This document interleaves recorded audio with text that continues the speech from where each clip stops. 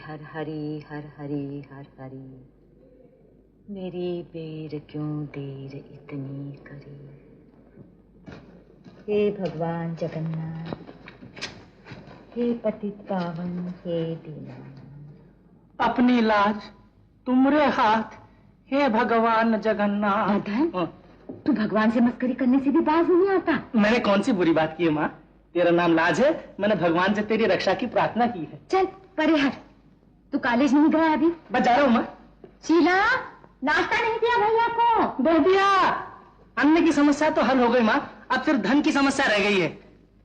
धन की समस्या पूरी करने वाली मैं कौन होती हूँ बेटा? मर्द कमा कर लाए, उसे बना पर उसका सामने रखना हम औरतों का बस यही काम है।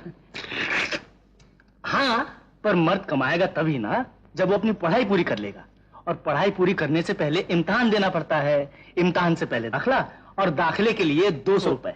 200 रुपए? पूरा महीना कमेटी की चाकरी करने के बाद कहीं तेरे बाबूजी 150 रुपए का मुंह देखते हैं। जानता हूँ माँ, मगर मैं क्या करूँ? कुल 3 दिन रह गए दाखिला देने में। अब अगर कुछ बंदोबस्त न हुआ तो पिछला किया कराया सब चौपट हो जाएगा। अब तो हाथी निकल गया है, सिर्फ पूंछ रह गई है। तो जा कह दे अपने बाबूजी से। ना माँ, उनके पास तो पूंछ भी लेकर गया तो फिर से हाथी हो जाएगी।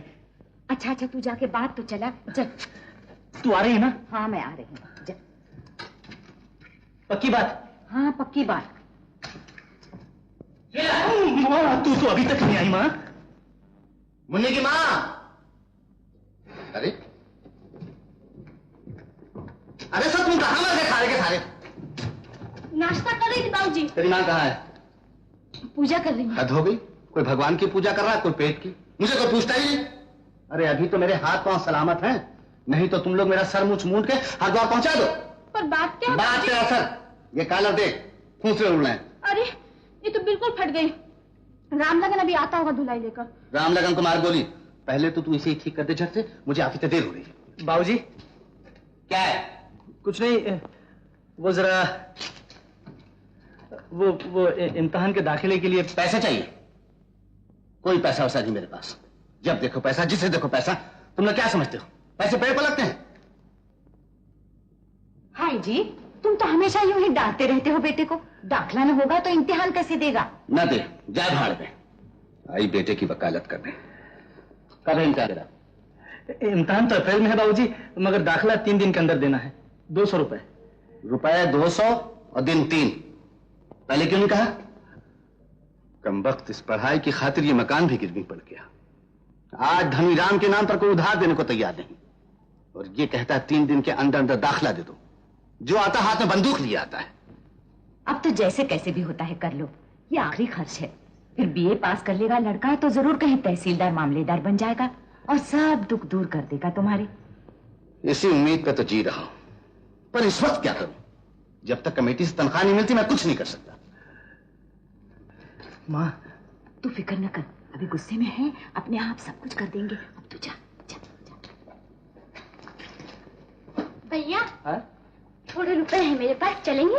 अरे चलेंगे क्या, भागेंगे? लाला कितने तेरे पास? 10। बस? और नहीं तो क्या, कितने बरसों से जोड़ के रखे हैं भैया दूज के। भैया दूज के? वो जो हर साल तुझे 1-1 रुपया करके दिया करता था, वो तो संभाल के रख अपने उसके लिए। किसके लिए? वही जो कहीं जूते चटका रहा होगा। अच्छा, और वो जो कहीं कूले मटका रही होगी। क्या तो तुमको? बाबूजी! कॉलेज गया? मुन्नी अभी तक स्कूल नहीं गई? नो। अरे वारी अंग्रेज की बच्ची, क्यों नहीं गई बोल? कैसे जाऊं? दीदी का फ्रॉक छोटा हो जाता है, वो मुझे पहना देते हैं। हाँ, ये सब बहाने हैं स्कूल न जाने की। अरे मुझे बाबूजी की पतलून पहननी पड़ती तो क्या मैं कॉलेज नहीं जाता? चल भली मानुस बन के, वरना बाबूजी से कह दूंगा तो फिर वो पड़ेगी धिंगर धिंगर धिंगर कि नानी याद आ जाएगी। नहीं याद आ जाएगी। तेरी शरीर कहेगी।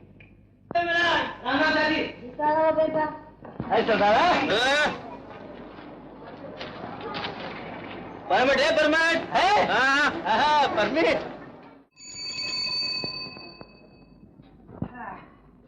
जामुनिया, राम लगन कहाँ हो? भीतर है बाबू।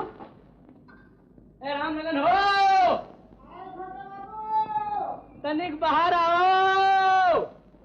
कहाँ है ये? का फसाद मचा रखा हमारे घर में? मच्छर हमारी स्त्री के उल्टा कहा था कि हम तोहार घर में फसाद मचाए थे। और नहीं तो कहा, तुम कपड़े ले आवत नहीं और बाबूजी दफ्तर जावत नहीं। अरे हम लोगन की सफेद पोशी तो तुम धोबियों की कारीगरी पर कायम है। जाओ जल्दी से। दिखत नहीं है गम जात है, काहे झगड़ा करा था? और सुनो, पैदल मत जाना। काहे?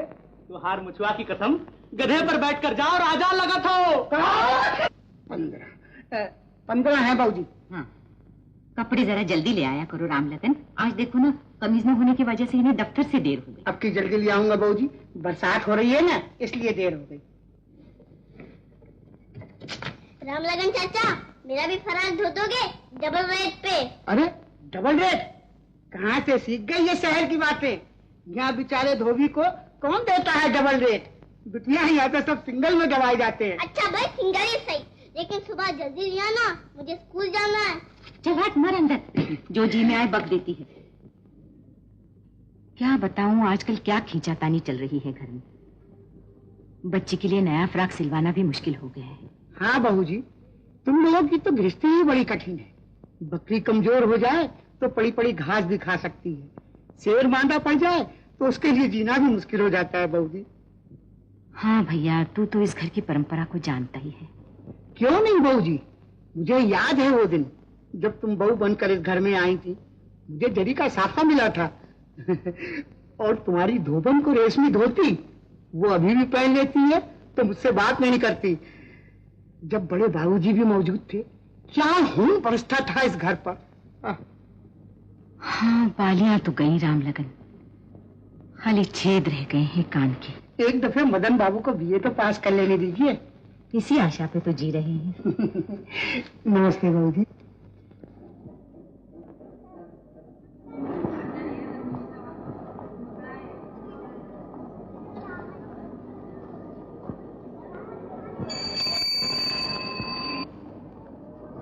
अरे यार, अपने फील को तो संभालो।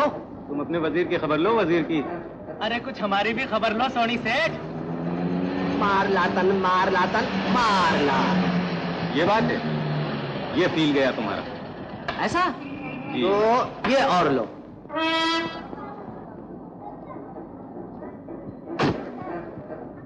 ये क्या बकवास है? ये गाहक भी अजीब लोग हैं, जब जी में आता है चले आते हैं। अजीब तो नहीं है सोनी सेठ। अरे कौन? मदन? अरे तुम कब आए? कब का? अरे यार जरा देखना, वहां संभालना, यहाँ मेरा घोड़ा फंसा हुआ है, जरा जाओ तो दोस्त। रिश्ती?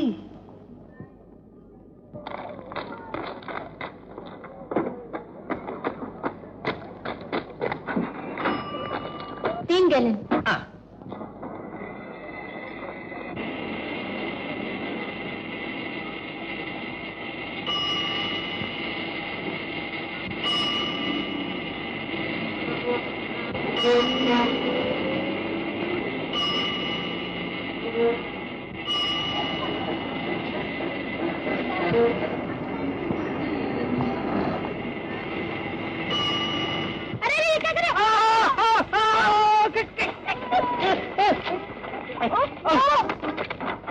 माफ कीजिएगा देवी जी, गलती हो गई। माय गॉड, सब कपड़े सत्यानाश कर दिए। सत्यानाश नहीं, ड्राई वॉश।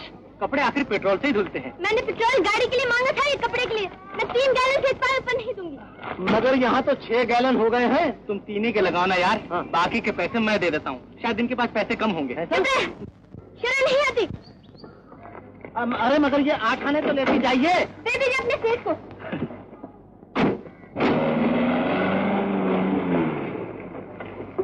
गजब करते हो यार, इतने अच्छे ग्राहक को नाराज कर दिया। अगर इसी तरह 2-3 ग्राहक वापस चले गए तो हमारा पेट्रोल पंप बंद हो जाएगा। अरे बंद होगा या एक और खुल जाएगा है? 3 के बजाय 6 गैलन पेट्रोल के पैसे दिलवा दिए और इस पर भी तुम रो रहे हो? तो चलो शतरंज का हार जो रहा है।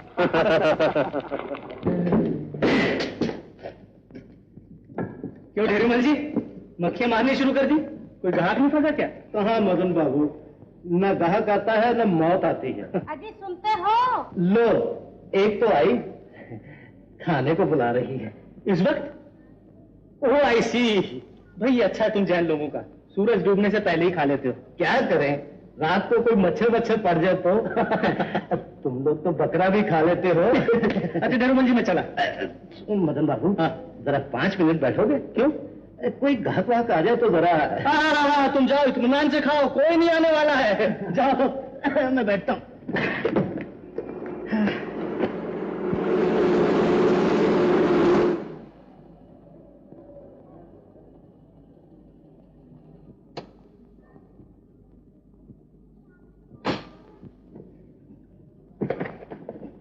कोटिंग के लिए, बोटिंग के लिए, शूटिंग के लिए, शर्टिंग के लिए कपड़े की दुकान पर कपड़ा नहीं होगा तो क्या जूता होगा?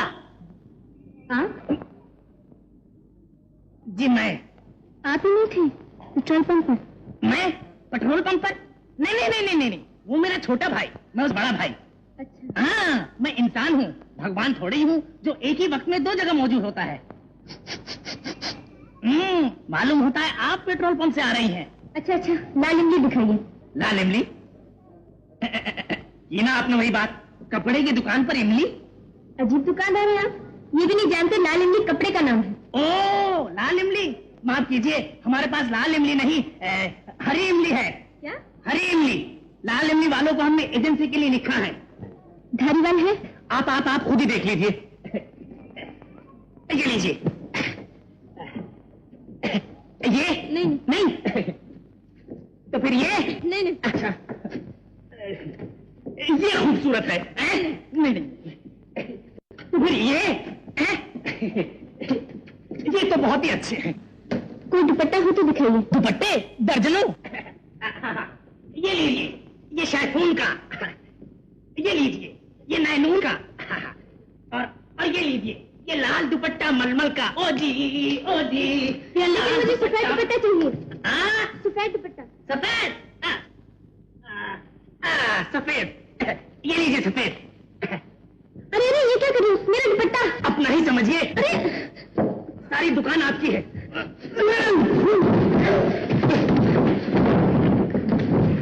ये रहा। बदतमीज, नहीं चाहिए दुपट्टा। तो फिर क्या चाहिए? तुम्हारा क्या? तुम बीमारी हो या मदारी? I am sorry. देवी जी, अरे पैसे तो देते जाइए। क्या हुआ? धीरमल जी, क्या ढेर संभालिए, ग्राहक खाते जा रहा है। ये लीजिए बिल।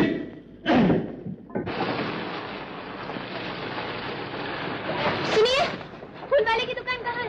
वो सामने दरवाजे के पास।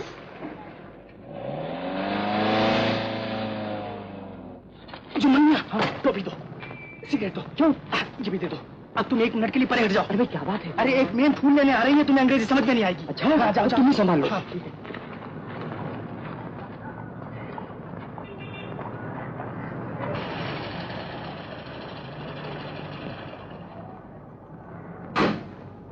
सुनिए, तो अच्छे से गुलदस्ता बना दीजिए। गुलदस्ता अभी बना देता हूँ।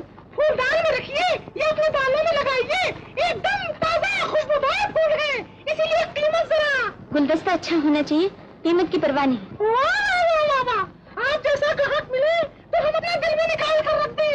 ये लीजिए, ये नरगिस, ये गेंदा, ये लिली और ये पीली। लेकिन मुझे गुलाब चाहिए। ये लीजिए, गुलदस्ता हाजिर है। आप? जी मैं। ओ समझा, उधर से जो भी आता है मुझे मेरा भाई समझ लेता है। वो मदनलाल छगनलाल थे, मैं छगनलाल हूँ, उनका बड़ा भाई। आवाज ही जरा। लेकिन उन दोनों की शक्ल तो बिल्कुल। हम तीनों इकट्ठे पैदा हुए थे, ट्रिपल पूल, इसीलिए शक्ल जरा। माफ कीजिएगा, आपके दोनों भाई बड़े बदतमीज हैं। अभी ये बच्चे हैं, अकल के कच्चे हैं। अच्छा, बागीचे के लिए कोई बेल हो तो दिखाइए। ये लीजिए, ये रही रात की रानी, और ये दिन का राजा, और वो ये इश्क पेचा। जी नहीं समझी? इश्क यानी कि लव। ओ, और पेचा यानी कि वाइंडिंग लव। ओ, ये यानी कि वाइंडिंग लव। अब तो ठीक है ना? लफंगा हो जी, रुपया हो जी। ये अपना बंदा कहाँ जा रही है? जहन्नुम में। सुनिए, वहाँ भी मेरा एक भाई है, गगनलाल, उसे ना भूलिएगा। अरे भाई क्या बात है, क्या करते हैं?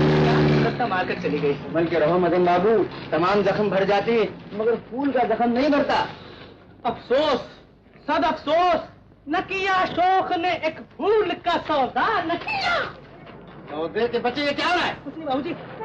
चल बेशरम बेहया।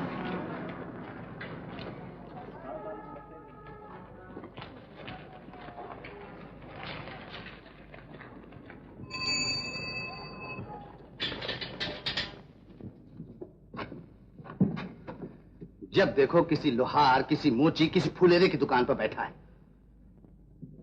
जो ऐसे लोगों से ही मेलजोल बढ़ाना है तो फिर पढ़ाई लिखाई में घर बार क्यों लुटवा रहा है? 1000 बार कहा है कि बराबर वाले लोगों के साथ बैठा कर, पर तेरी औंधी खोपड़ी में बात ही नहीं आती। बेहया कहीं।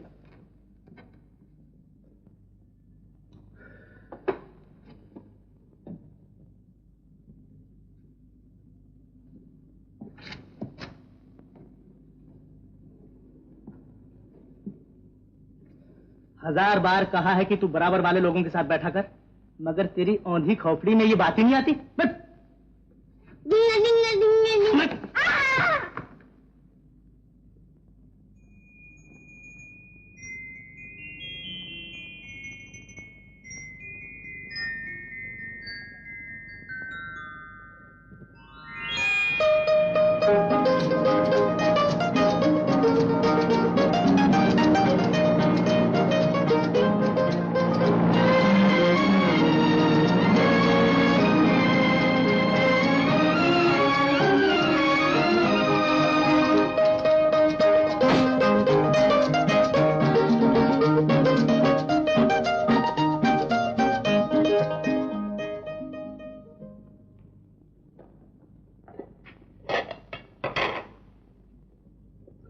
अरे तू आ गई इंदु बेटी।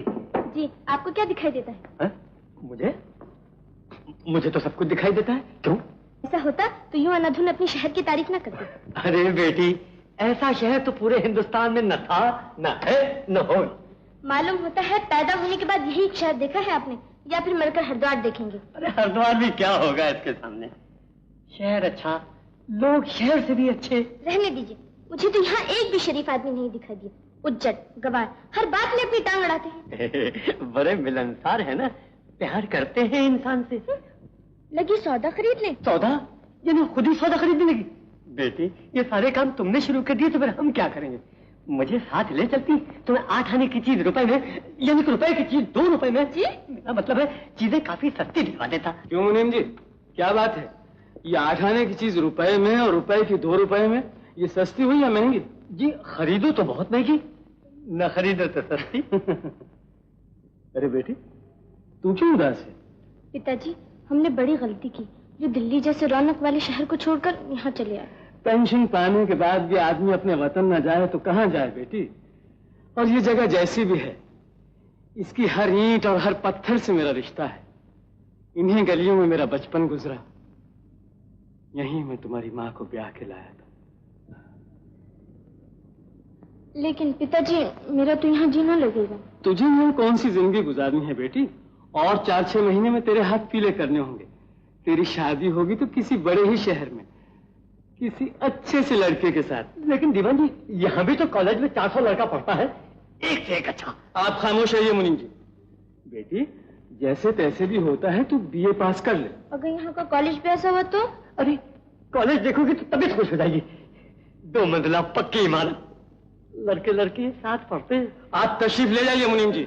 जी, क्या ले जाऊं? तशरीफ लाइए। तू खामखा परेशान होती है बेटी, तुझे कॉलेज जरूर पसंद आएगा।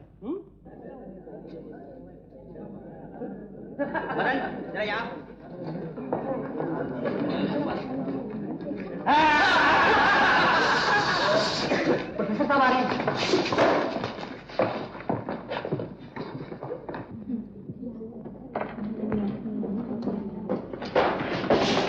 आइए आइए, अंदर आइए। Sit down, please.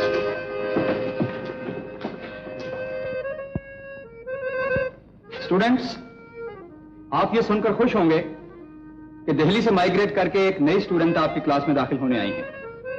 आपका नाम है मिस इंदुमती। मुझे यकीन है कि इन्हें हमारा ये कॉलेज और यहाँ की तालीम पसंद आएगी। बैठिए। No no, not there. Prakash, तुम यहाँ आ जाओ।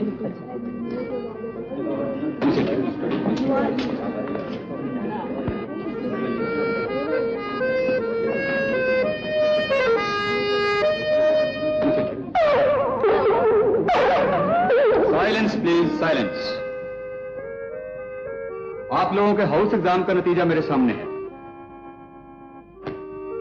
जहां मुझे फेल होने वालों के लिए अफसोस है, वहां इस बात की खुशी भी है कि पास होने वालों में से एक स्टूडेंट ऐसा भी है जो ना सिर्फ मेहनत से पढ़ा है, बल्कि क्रिटिसिज्म में अपने और हमारे लिए नई राहें निकाली है। ये स्टूडेंट सिर्फ पढ़ाई लिखाई में ही फर्स्ट नहीं आता, बल्कि खेल के मैदान में भी सबसे आगे है। इस स्टूडेंट का नाम है मदन लाल मल्होत्रा।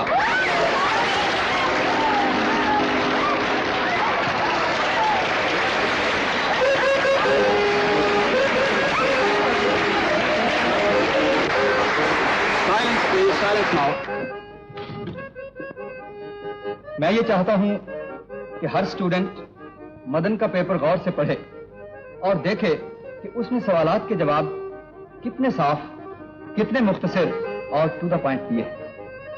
ये पेपर आप पीरियड के बाद ले सकते हैं। Now open your books please.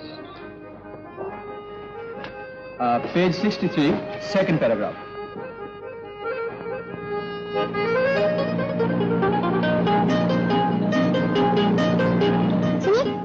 क्या मैं आपका पेपर ले सकती हूँ?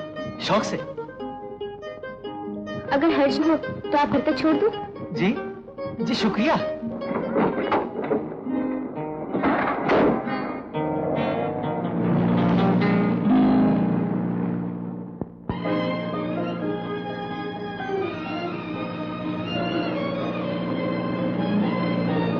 माफ कीजिएगा, कल मुझे आपके बारे में बड़ी गलतफहमी हुई। जब तक इंसान एक दूसरे के नजदीक ना आ जाए तो क्या पता चलता है।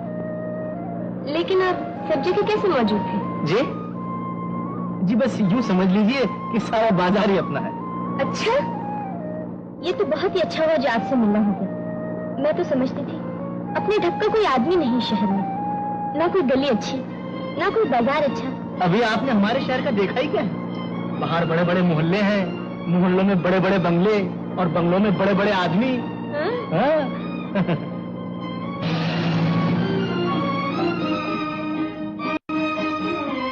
अब किधर चलूं? इधर। आप वहाँ नहीं रहते जहाँ हम लोग कल मिले थे? आप भी कमाल करती हैं। क्या पार्लियामेंट के सब मेंबर पार्लियामेंट हाउस में रहा करते हैं? वो तो धंधे की जगह है। तो फिर आपका बंगला कहाँ है? बंगला? मेरा बंगला उधर।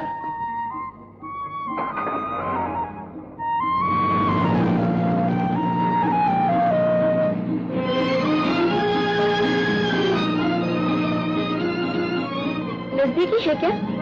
जी बस यहीं कहीं होना चाहिए।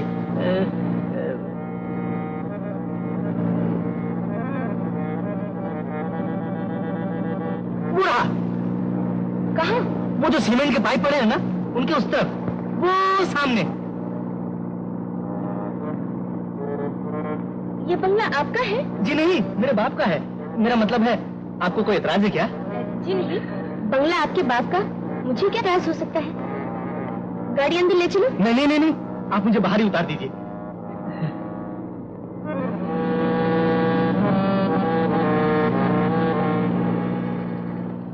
आपने खामखा तकल्लुफ किया, मैं आपको अंदर ही छोड़ देती। शुक्रिया शुक्रिया, बहुत बहुत शुक्रिया। पिताजी बुरा मान जाएंगे।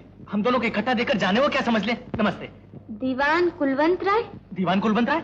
कौन? किधर? ये। अरे ओ, दीवान कुलवंत राय पिताजी, मेरे पिताजी। अच्छा अच्छा अच्छा, नमस्ते। नमस्ते बेटा। नमस्ते नमस्ते। आज कॉलेज से आने में बड़ी देर कर दी। आप दीवान साहब? दीवान साहब तो ऊपर दीवान खाने में बैठे हुए दीवानी मुकदमे की फाइल लिख रहे। तो फिर आप कौन है? जी मैं दीवान साहब का दीवान हूँ। ओह, यू मीन ग्रैंड दीवान। बड़ी खुशी हुई आपसे मिलकर। मुझे तो आप ही से काम था। जी क्या था? मैं बताता हूँ दीवान साहब, मुझे तो आप ही से काम था। वो बात दरअसल ये है। क्या सेवा करूँ आपकी? जी सेवा तो मैं करूँगा। जी आप तशरीफ लाइए ना। तशरीफ? आप बैठिए। बैठ जाइए, बैठ जाइए, बैठ जाइए, बैठिए। कहिए क्या बात है? जी जी जी जी बात दरअसल ये है। हाँ, जी बात दरअसल ये है, आपका मकान बहुत अच्छा है। हाँ, लेकिन बात क्या है? बात ये है कि बीमा। बीमा? हाँ बीमा। मेरा मतलब है आजकल बचत का जमाना है, अगर किसी तरह पैसा बचाकर बीमे में लगाया जाए। अच्छा, तो आप बीमा एजेंट हैं? जी इस वक्त तो कुछ ऐसे ही समझिए। लेकिन मेरा तो कोई बाल बचता नहीं। हो जाएगा हो जाएगा। होने की कोई उम्मीद भी नहीं है। किसी डॉक्टर को दिखाया था? क्या कहता है? शादी कर लो। शादी कर लो? लेकिन मेरी तो अभी 1-2 मुलाकातें ही हुई हैं। मुझसे? आपसे? डॉक्टर ने? ओह, तो इसका मतलब ये हुआ कि आपकी शादी अभी तक नहीं हुई। बात दरअसल ये है कि हमारे खानदान में अक्सर लोग कुंवारे ही रहते हैं। क्या मतलब? आपके पिताजी की शादी तो हुई होगी? मेरे पिताजी की? क्या बात करते हैं? अरे उनकी शादी नहीं होती तो आप कैसे पैदा होते? मैं? जी मैं।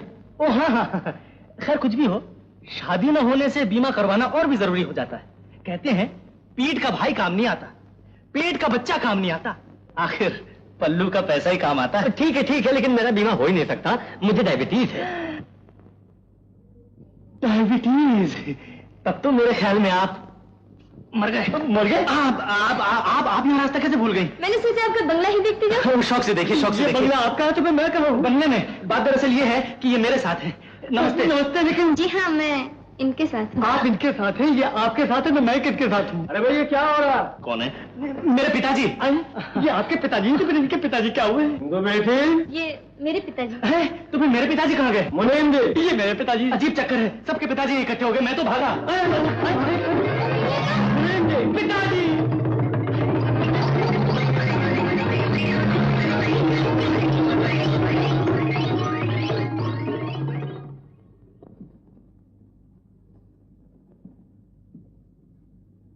ये क्या है बाबूजी? बीमे के कागज। तेरे दाखिले के लिए कर्जा लेने की सोच रहा था। अच्छा? अच्छा क्या, मैंने पूरा हिसाब लगाया, फूटी कौड़ी भी पल्ले नहीं पड़ती। पहले जो कर्जा ले रखा है उसका सूद भी नहीं चुकाया। तो फिर मेरे दाखिले का क्या होगा? अब क्या बताऊं, तनख्वाह से पहले घर में रुपए आने कोई सूरत नजर नहीं आती है। ऐसा कर, प्रिंसिपल से कहकर 1-8 हफ्ते की मोहलत ले ले। कैसे ले लूं बाबूजी? ये तो यूनिवर्सिटी का मामला है। यूनिवर्सिटी का बच्चा, मैं क्या करूं? चोरी करूं, डाका डालूं या जहर खाकर मर जाऊं? कड़ा मुंह क्या देख रहा है? पूछ मर के तो देख। कितने हुए? 100। 100 और लो। लाला जी जरा संभाल के रखना। तुम फिक्र मत करो।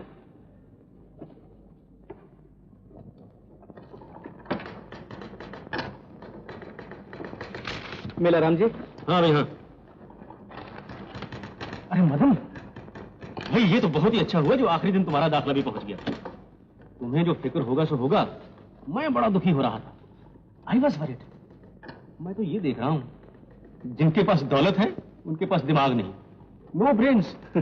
और जिनके पास दिमाग है उनके पास दौलत नहीं, नो मनी। भाई भगवान की अजीब माया है। ऐसा मुझे काबिल लड़का दाखिला नहीं पहुंचता तो ये तुम्हारा ही नहीं बल्कि देश भर का नुकसान होता। It would have been a national loss.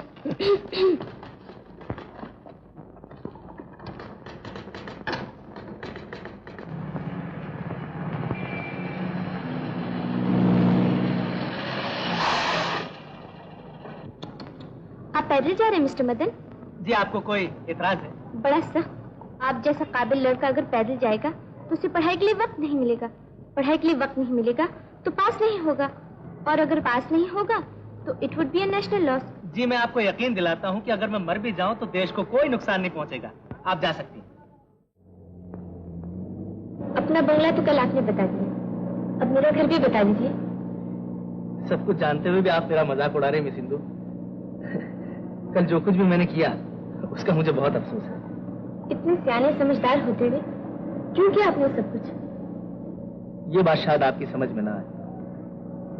किसी ने कहा था तुम इतना हंसते रहते हो, आखिर ऐसा कौन सा दुख है जिसे तुम छुपा रहे हो? हम गरीबों की हंसी के पीछे कितने आहें, कितने आंसू छुपे होते हैं, इसका आपको अंदाजा भी है। इसीलिए जब कभी मुझ जैसे की जिंदगी में खुशी की कोई घड़ी आ जाती है तो वो चाहता है कि उसे जितना भी लंबा किया जा सके करे, चाहे इसके लिए उसे कितना ही झूठ क्यों ना बोलना पड़े। झूठ बोलना पड़े? इसका मतलब है आपको मेरा साथ इतना ही पसंद था? था नहीं है। Thanks for the compliment. लेकिन इस नए बिजनेस में दाखिल होने से पहले आपने सदनलाल और छगनलाल से पूछा? जी, मदन लाल जो कहता है वो सदन लाल और छगन लाल झट मान जाते हैं। ऐसा? जी। उस मोड़ पर रोक दीजिए, मेरे घर का रास्ता आ गया। मैं आपको घर तक छोड़ देती हूँ। नहीं नहीं नहीं नहीं, मेरी आदत खराब हो जाएगी। Thank you.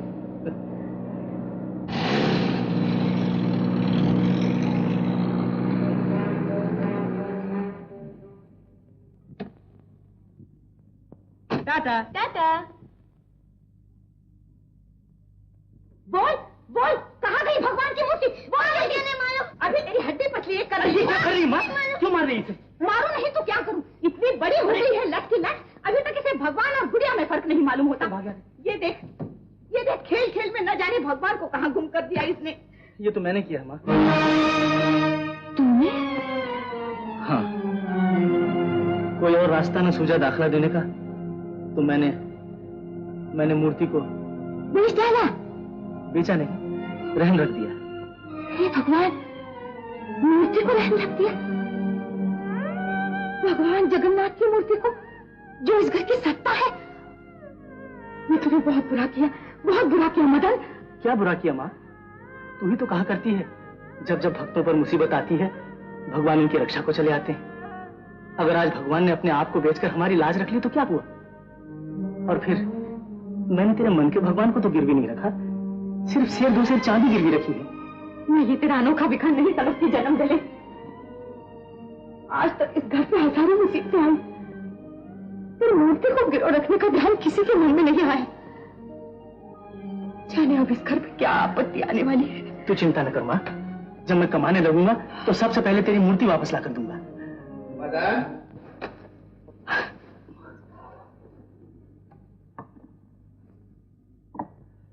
क्या हुआ मदन? प्रिंसिपल ने मोहलत दे दी दाखिले की? जी दाखला तो दे दिया। दे दिया? रुपए कहाँ से आए? जी वो दरअसल वो तो मैंने दे दिए थे। तूने कहाँ से दिए? वही पैसे जो आप मुझे खर्च पानी के लिए देते रहे, उसमें से बचा के रखे थे। खर्च पानी में से? सच? ओह, तू न होती शीला की माँ, मैं तो बिक जाता। मुझे माफ कर देना बेटा, अपने आप से दुखी होकर मैं तुझे डांटता टालता रहा, पर भीतर से मेरी जो हालत हो रही थी वो मैं ही जानता हूं। हमारी तो अब तुझी पे आ लगी है। अब तू जी जान से इम्तिहान की तैयारी में लग जा। बहुत अच्छा बाबूजी।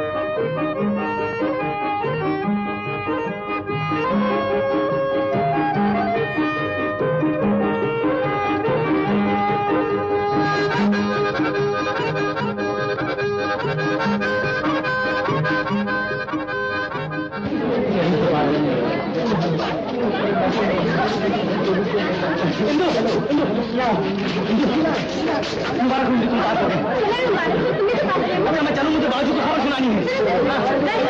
अब गाड़ी की क्या जरूरत है? अब तो मेरे पाँव में पैसे लग गए हैं।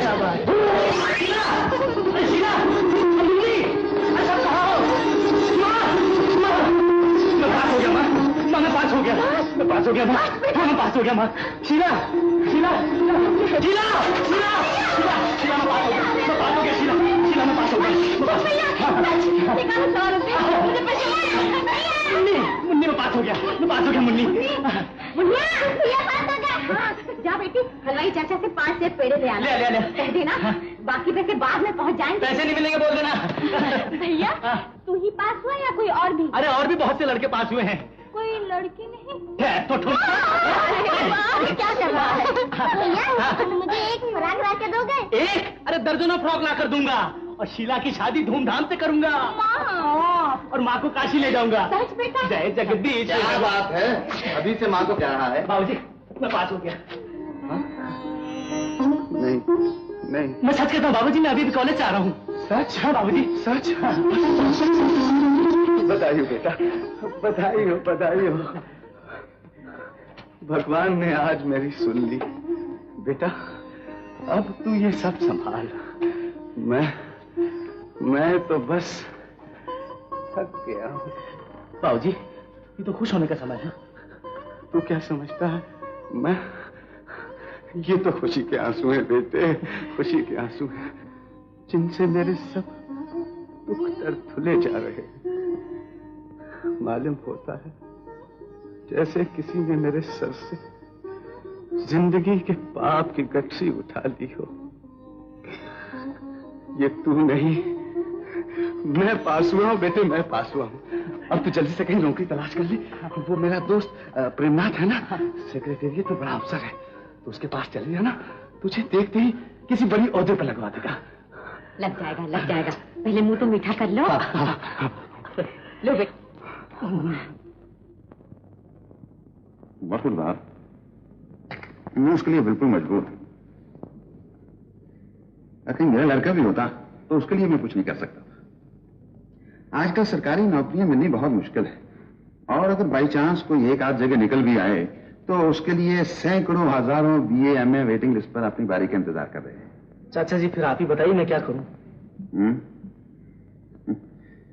इसके बारे में मैं क्या कह सकता हूं, पर तुम सरकारी नौकरी ही क्यों ढूंढते हो? और भी कई जगह हैं, वहां क्यों नहीं कोशिश करते? जी बहुत अच्छा।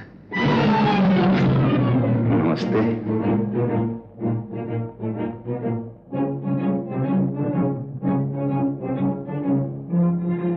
नमस्ते। नमस्ते, तशरीफ रखिए। मिस्टर मदनलाल, मैंने आपकी दरखास्त पढ़ी है। जी। हमें सिर्फ उन ग्रेजुएट्स की जरूरत है जिनके पास टीचिंग की कोई डिग्री हो, और आप तो सिर्फ BA हैं। I am very sorry. जी अगर मैं टीचिंग की डिग्री हासिल कर लूं तो मुझे टीचर का काम मिल जाएगा? ये कहना तो बहुत मुश्किल है। अब यही देखिए ना, हमारे पास सिर्फ 2 वैकेंसीज थी और उसके लिए 500 दरखास्तें आई हैं। अच्छा नमस्ते।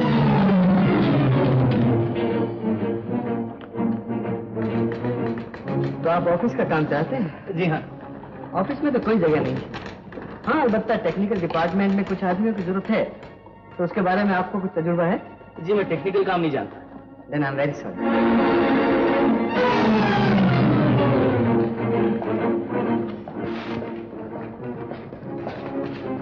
Next, Madanlal Malhotra, BA Punjab university. ये आपका रजिस्टर नंबर 555। नेक्स्ट। अगर आप बुरा न माने तो मैं आपसे एक बात पूछना चाहता हूँ। हाँ पूछिए। मेरा नंबर कब तक आएगा? ये बताना तो बहुत ही मुश्किल है, क्योंकि हजारों उम्मीदवार वेटिंग लिस्ट में हैं।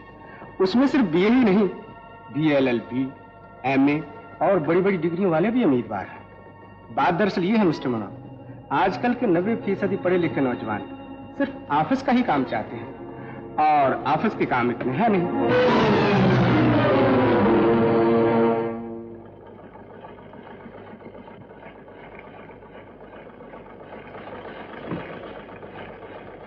ये तो क्या कर रही है? कहां से आई ये सिलाई की मशीन? भैया के किसी दोस्त की है, सिलाई सीख लूंगी, थोड़े से पैसे। पैसे? अब हम कपड़े सीकर पैसे कमाएंगे? आज तक कभी इस घर में ऐसा हुआ है? ये सब उस कमबख्त के दिमाग की उपज होगी। कहां है वो? मदन! मदन! जी। क्या बाबूजी? वापस करिए मशीन, अभी इसी वक्त। तेरी नौकरी का क्या हुआ? जी नहीं मिली। नहीं मिली? डूब मत चुल्लू भर पानी में। सब किसी का पेट काट कर तुझे BA पास कराए ताकि बूढ़े बाप का हाथ बटाए, पर उल्टा तू हाथ में हाथ धरे बैठा है। मेरा कोई दोष नहीं बाबूजी, दफ्तरों के चक्कर काटते काटते मेरे तो तलवे भी घिस गए, मगर कहीं नौकरी मिली ही नहीं। क्या लगता है? मिडिल फेल बड़े बड़े ओहदे संभाले बैठे हैं, मैट्रिक पास मामलेदार फौजदार बने हैं, और तू कहता नौकरी नहीं। आप किन वक्तों की बात कर रहे हैं बाबूजी? अब वो जमाना बदल गया है। क्या जमाना बदल गया है? शेर घास खाने लगे हैं या हल में जुटने लगे हैं? और कुछ नहीं, तू ही नालायक, निकम्मा हराम की खाना चाहता है। मालूम होता है हड्डियां मरघट में पहुंचने तक घर गृहस्थी की गाड़ी मुझ बूढ़े बैली को खींचनी पड़ेगी। जा, दूर हो मेरी आंखों से। कहीं से 4 पैसे कमा के लाकर इस घर में कदम रख।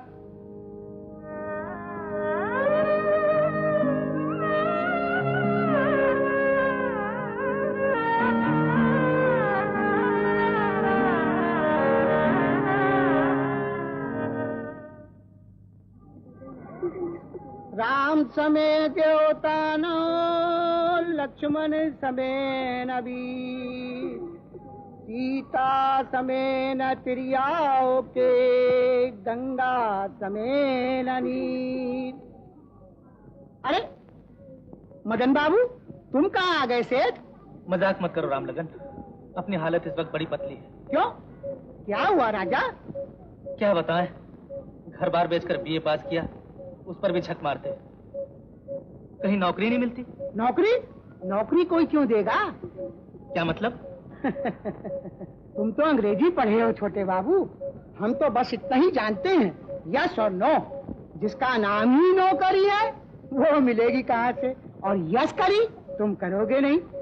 यस करी? हाँ, यस करी, जो काम मिले और यस। पर तुम बाबू लोग वो करोगे क्यों?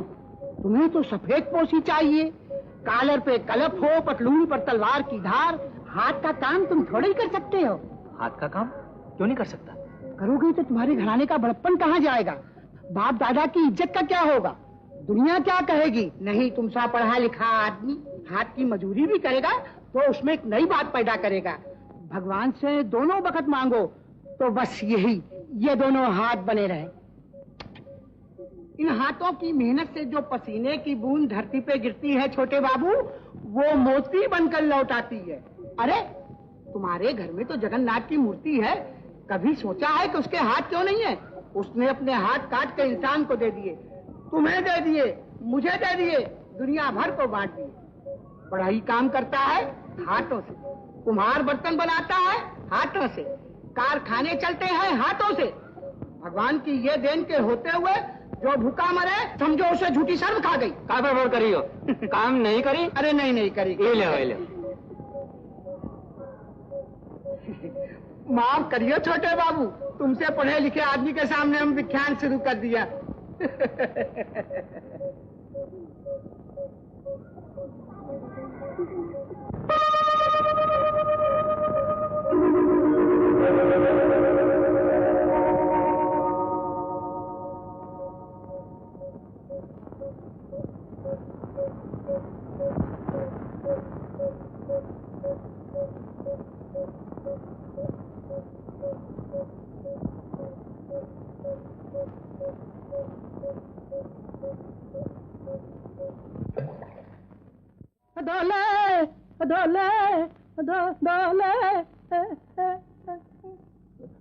माफ कीजिएगा, गलती हो गई। गलती का बच्चा, सारा सूट सत्यानाश कर दिया। जी मैंने अर्ज किया ना, मुझसे गलती हो गई। आप सूट उतार कर दे दीजिए, मैं भी धो देता हूँ। जब तक मैं नंगा खड़ा रहूं, नौकर हूं तेरे बाप का। जी मेरे बाप का नौकर तो एक भी नंगा नहीं। चुप रहे, धोबी होकर कैंची की तरह जबान चलाता है। तो आप समझते हैं धोबी को गूंगा होना चाहिए? चुप रहे बदतमीज, छोटा मुंह और बड़ी बात करता है। और नहीं तो आपकी तरह बड़ा मुंह छोटी बात करूं? मैं कहता हूं बक मत, जानता भी है तो किससे बात कर रहा है? जी हाँ, एक ऐसे आदमी से जो अपने को बड़ा फेंटेखा समझता है। क्या कहा? फेंटेखा?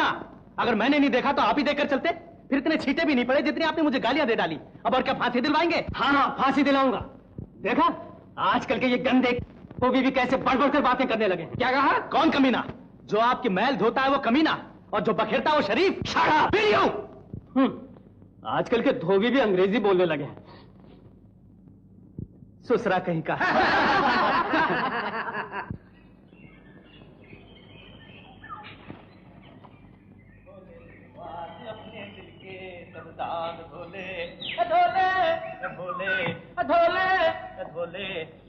माफ करना इंदु, मुझे जरा देर हो गई। क्या बताऊं, आते आते रास्ते में एक फेटे खा के साथ मेरा झगड़ा हो गया। कैसे कैसे उल्लू टाइप लोग आकर बस गए हमारे शहर में।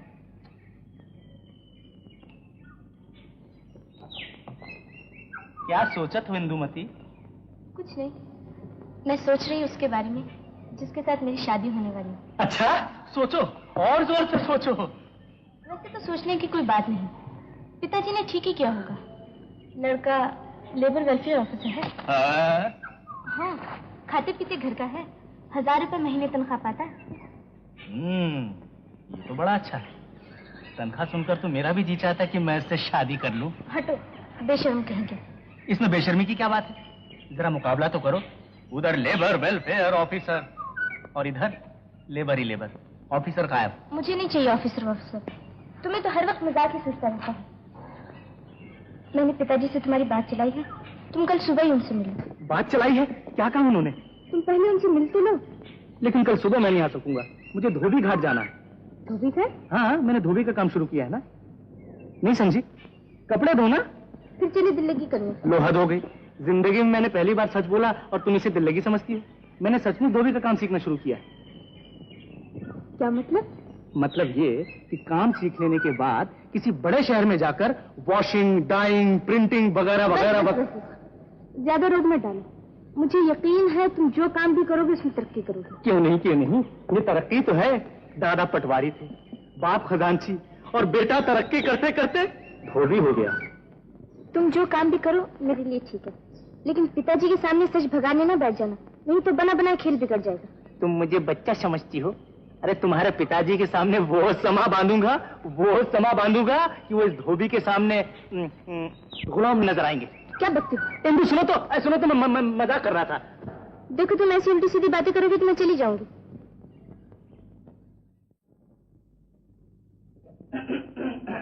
हेलो मदन। नमस्ते इंदु जी। इंदु जी? हाँ जी। ये यकाएक तुम्हें तहजीब कहाँ से आ गई? आई नहीं, लाई गई है जी।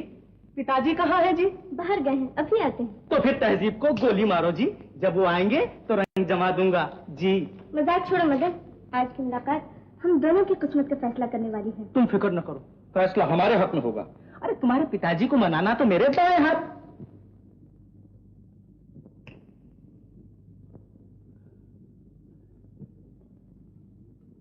ये मेरे पिताजी। पिताजी? तुम्हारे पिताजी? नहीं, ये कैसे हो सकता है? क्या बात करते हो? मेरा मतलब है तुम कितनी गर्म मिजाज हो, और ये आहा, शक्ल से कितने शीतल, कितने मिलनसार दिखाई देते हैं। वाह वाह वाह वाह वाह, कितना तेज है इनकी आंखों में, मगर ये तेज मुझसे नहीं सहा जाएगा। क्या उल्टी सीधी बातें कर रहे हो? मेरा मतलब है इनसे मिलने के लिए मुझे खास तैयारी करनी पड़ेगी। अच्छा मैं चलता हूँ। प्रणाम पिताजी। जीते रहो बेटा। पिताजी। प्रणाम पिताजी। जीते रहो। उठो बेटा, उठो। पिताजी यही है मदन बाबू। अच्छा, कहो कैसे हो बेटा? जी बस आपकी दुआ है। आओ बैठो, चाय पियो। इंदु बेटा तुम जरा ऊपर जाओ। इंदु ने तो तुम्हारी तारीफों के पुल बांध रखे हैं। अरे बेटा खड़े क्यों? बैठो ना। क्या बात है, तबीयत तो ठीक है? जी कुछ जुकाम सा लग गया है, दवाई दूं? जी ऐसी कोई बात नहीं। मेरा ख्याल है इससे पहले हम कहीं मिल चुके हैं। जी मेरा भी कुछ ऐसे ही ख्याल है, मगर कुछ याद नहीं आ रहा है। खैर, तो पढ़ाई तो तुम खत्म कर चुके हो? जी हाँ। अब क्या करने का इरादा है? जी मैं एक बहुत बड़ी लॉन्ड्री खोलना चाहता हूँ, जिसमें डाइंग, प्रिंटिंग और वॉशिंग आदि सब कुछ। इसके लिए तो बहुत पैसे की जरूरत होगी। जी। तुम्हारे पिताजी क्या काम करते हैं? जी पैसे का लेन देन करते हैं। ओह, तो साहूकार हैं? जी नहीं, खजांची हैं। खजांची? जी। लो चाय पियो। तो फिर जब जायदाद काफी होगी। तुम्हारे दादा क्या काम करते? जी उनका जमीनों का कारोबार था। ओह, तो जमींदार थे? जी थे तो जमींदार, लेकिन मरने से पहले सारी जमीन भूदान में दे गए। अगर ऐसी बात है बरखुरदार, तो बिजनेस के लिए पैसा कहाँ से आएगा? दीवान साहब, मैं रुपए से ज्यादा अपनी मेहनत और विश्वास पर भरोसा रखता हूँ। सिर्फ विश्वास से काम नहीं चलता बरखुरदार। खैर ये बताओ, इस वक्त तुम क्या कर रहे हो? जी इस वक्त तो मैं आपसे बातें कर रहा हूँ। मेरा मतलब है आजकल तुम काम क्या कर रहे हो? जी काम कर नहीं रहा, सीख रहा हूँ। लेकिन यहाँ तो कोई ऐसी संस्था नहीं है जहाँ तुम इस किस्म का काम सीख सको। जी दरअसल बात ये है कि जरा दस्तखत पे कागज कर दीजिए। क्या बकते हो मुनीम जी? कागज पे दस्तखत कर दीजिए। तो भैया कैसे हो? अच्छा आप इन्हें जानते हैं मुनीम जी? जी जानता क्यों नहीं, सुलह हो गई। सुलह? लड़ाई कब हुई थी? लड़ाई तो नहीं, लेकिन वो कल धोबी घाट पे जरा कुछ। मैं भी कहूँ तुम्हें कहीं देखा हुआ है। तो कल वो तुम ही थे? तुम धोबी हो? जी ये तो कहने की बात है। आप धोबी कह लीजिए। कह कैसे लूं? मैं अपनी बेटी का हाथ एक धोबी के हाथ में नहीं दे सकता। जी धोबी क्या इंसान नहीं होते? छोटा काम करे तो मोची और बड़ा करे तो बाटा, छोटा काम करे तो जुलाहा और बड़ा करे तो खंबाटा। बंद करो ये बाटा खंबाटा। टाटा चुप रहो। आप मेरी बात तो सुनिए। मैं तुम्हारी कोई बात नहीं सुनना चाहता। तुम जैसे को लड़की देने से पहले मैं उसका गला न घोट दूंगा। निकल जाओ यहाँ से। पिताजी मदन, पिताजी घर आए मेहमान से ऐसा सलूक तो न कीजिए। खबरदार, निकल जाओ यहाँ से। मदन। बेशरम बेहा लड़की, क्या तुझे इसलिए आजादी दे रखी थी कि तू एक नीच कमीने धोबी से आंखें लड़ाए? चल मर ऊपर। मुनीम जी, आप अभी इसी वक्त सदैव जो खत लिखिए। इसकी शादी होगी तो नरेंद्र के साथ। जी मदन, बेटा मदन, मदन। कहो मेलो, कैसी हो? अच्छी हो लाजो बहन। आओ ना, आओ अंदर बैठो। आओ भाभी आओ। आज इतनी मुद्दत के बाद देवर के घर कैसे भूल आई? ऐसे ही चली आई थी मैंने कपड़े देने। मैले कपड़े? हाँ, अपने मदन ने धोबी का काम शुरू किया है ना, मैंने सोचा दूसरों को जो कपड़े दूंगी अपनों को क्यों ना दूं। लो इन लो। धोबी का काम अपने मदन ने? ये तो क्या कह रही है? वही कह रही हूँ जो घाट पर देख कर आई हूँ। तू तो ऐसे कहता है जैसे कि तुझे कुछ मालूम ही नहीं है। कहीं दिमाग तो नहीं खराब हो गया तेरा? 7 पुश्तों से भी हमारे यहाँ किसी ने ऐसा कमीना काम किया है? ले जाइए चीथे उठाकर। देखो लोगों, भले का जमाना ही नहीं है। मैंने सोचा था इसी बहाने 4 पैसे की आमदन हो जाएगी और लगा है मुझे आंखें दिखाने। ले आ गया है बेटा, पूछ इसे।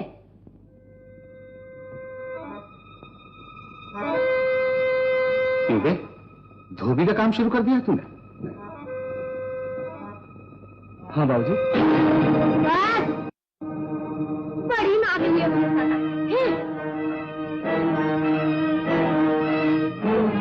मगर इसमें बुराई क्या है बाबूजी? बुराई? खानदान की इज्जत कोई चीज ही नहीं तेरे सामने। तू चाहता तेरी बहन की मंगनी टूट जाए, सारी उम्र ये घर में कुंवारी बैठी रहे, मोहल्ले गले के लोग हम पर थू-थू करें। लेकिन मैं किसी की जेब तो नहीं काटता, जुआ तो नहीं खेलता। बंद कर ये बकवास। क्या इसलिए तू पढ़ाई की थी? क्या इसीलिए मकान ढूंढ रखा था? क्या इसीलिए हमने भूख काटी थी कि तू धोबी बन जाए? ये पढ़ाई ही के कारण है बाबूजी जो मैं आज इस बात को समझ सका हूँ। हम हिंदुस्तानियों को झूठी शान नहीं। झूठी शान का बच्चा। शुरू से ही तेरा मेल जोल इन नीच कमीनों के साथ रहा है। तू आदमी नहीं, चांडाल है को पिछले जन्म का। हमारी खोटी किस्मत इस घर में पैदा। बाबूजी मत नाम ले मेरा। आज से मैं तेरे लिए मर गया, तू मेरे लिए। हाँ जी, कुछ सोचते नहीं हो? क्या कर रहे हो? निकल जा यहाँ से। अगर तूने मुंह काला करना है तो चला जा इस शहर से कहीं, ताकि तेरी मनहूस सूरत कोई न देख सके। तू ही मान लो बेटा, छोड़ दे इस काम को। माँ, तू तो मुझे समझने की कोशिश कर। मैं कहता हूँ जाता है नहीं। निकल यहाँ से, निकल। बाबूजी दफा हो।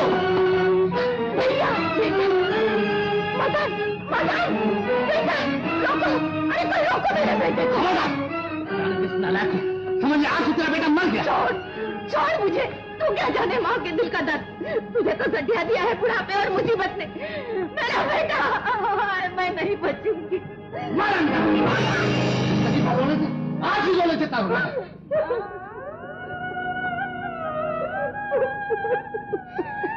माँ,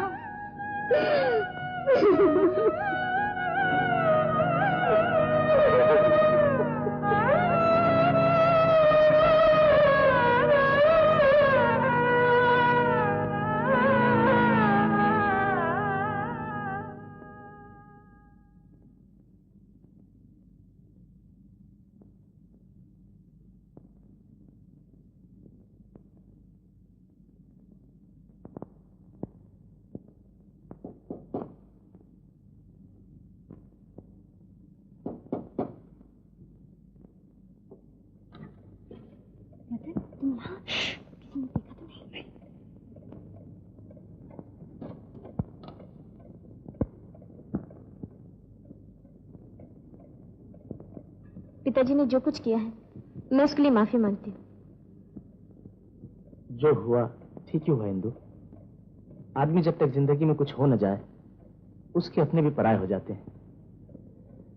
आज बाबूजी ने मुझे घर से निकाल दिया। घर से निकाल दिया? हाँ, अब मैं जा रहा हूँ कहीं दूर, कहाँ नहीं जानता। मैं न जाने दूंगी तुम्हें। जाना है तो मुझे भी साथ ले चलो। बच्चों की सी बातें न करो इंदु। तुम एक अमीर बाप की बेटी, सुख चैन की जिंदगी बसर करने वाली। जहाँ मैं जा रहा हूँ वहाँ की लू का तुम एक झुमका भी बर्दाश्त न कर सकोगी। तब तुम मुझे नहीं जानते। तुम मेरे साथ हो तो मैं आग में भी अपनी दुनिया बसा सकती हूँ। तुमसे अलग मुझे अपने जीवन का कोई अर्थ नजर नहीं आता। लेकिन तुम मुझे समझने की कोशिश तो करो इंदु। मैं कुछ सुनना नहीं चाहती। अगर तुम मुझे छोड़ के चले गए तो ये समझ लो मैं कुछ खा के मर जाऊंगी। इंदु,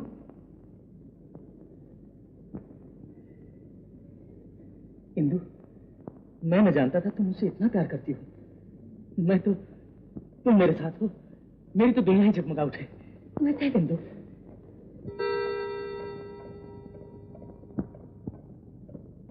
अच्छा इंदु, मैं रात को 11 बजे बगिया में तुम्हारा इंतजार करूंगा।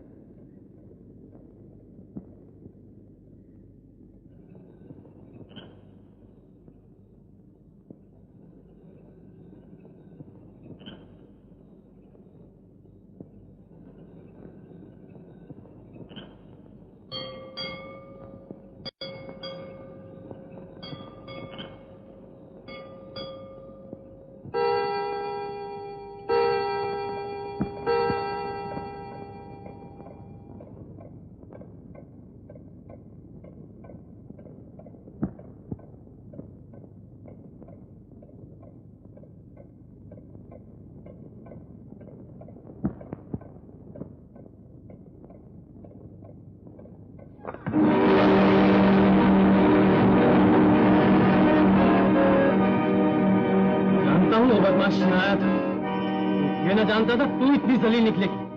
ऐसी कमीनी हरकत करने से पहले खानदान की इज्जत का तो ख्याल किया होता। पिताजी, शादी होने से पहले इस घर से बाहर कदम रखा तो मुझसे बुरा कोई ना होगा।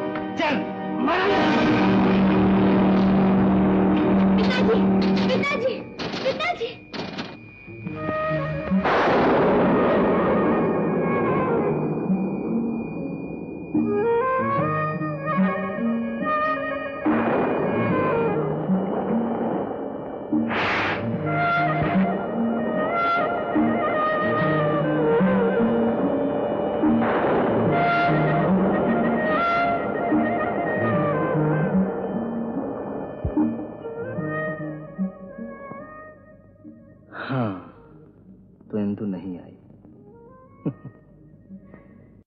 ठीक ही तो किया उसने।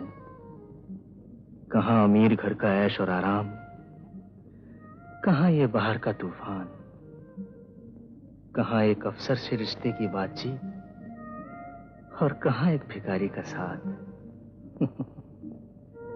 प्यार, मोहब्बत सब बातें हैं जो बंगले के सोफे पर बैठकर ही अच्छी लगती है।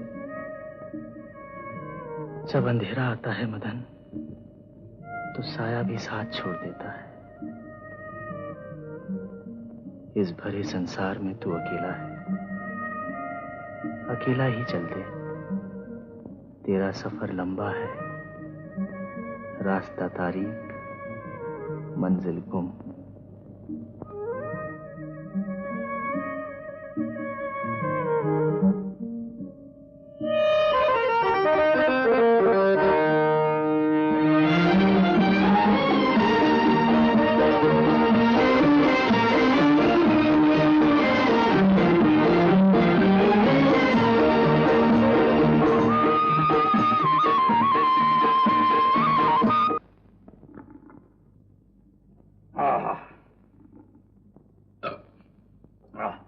मैंने तो कहा भी मोतीराम जी से कि इतनी जल्दी धनी राम जी लड़की का ब्याह दे कैसे सकेंगे।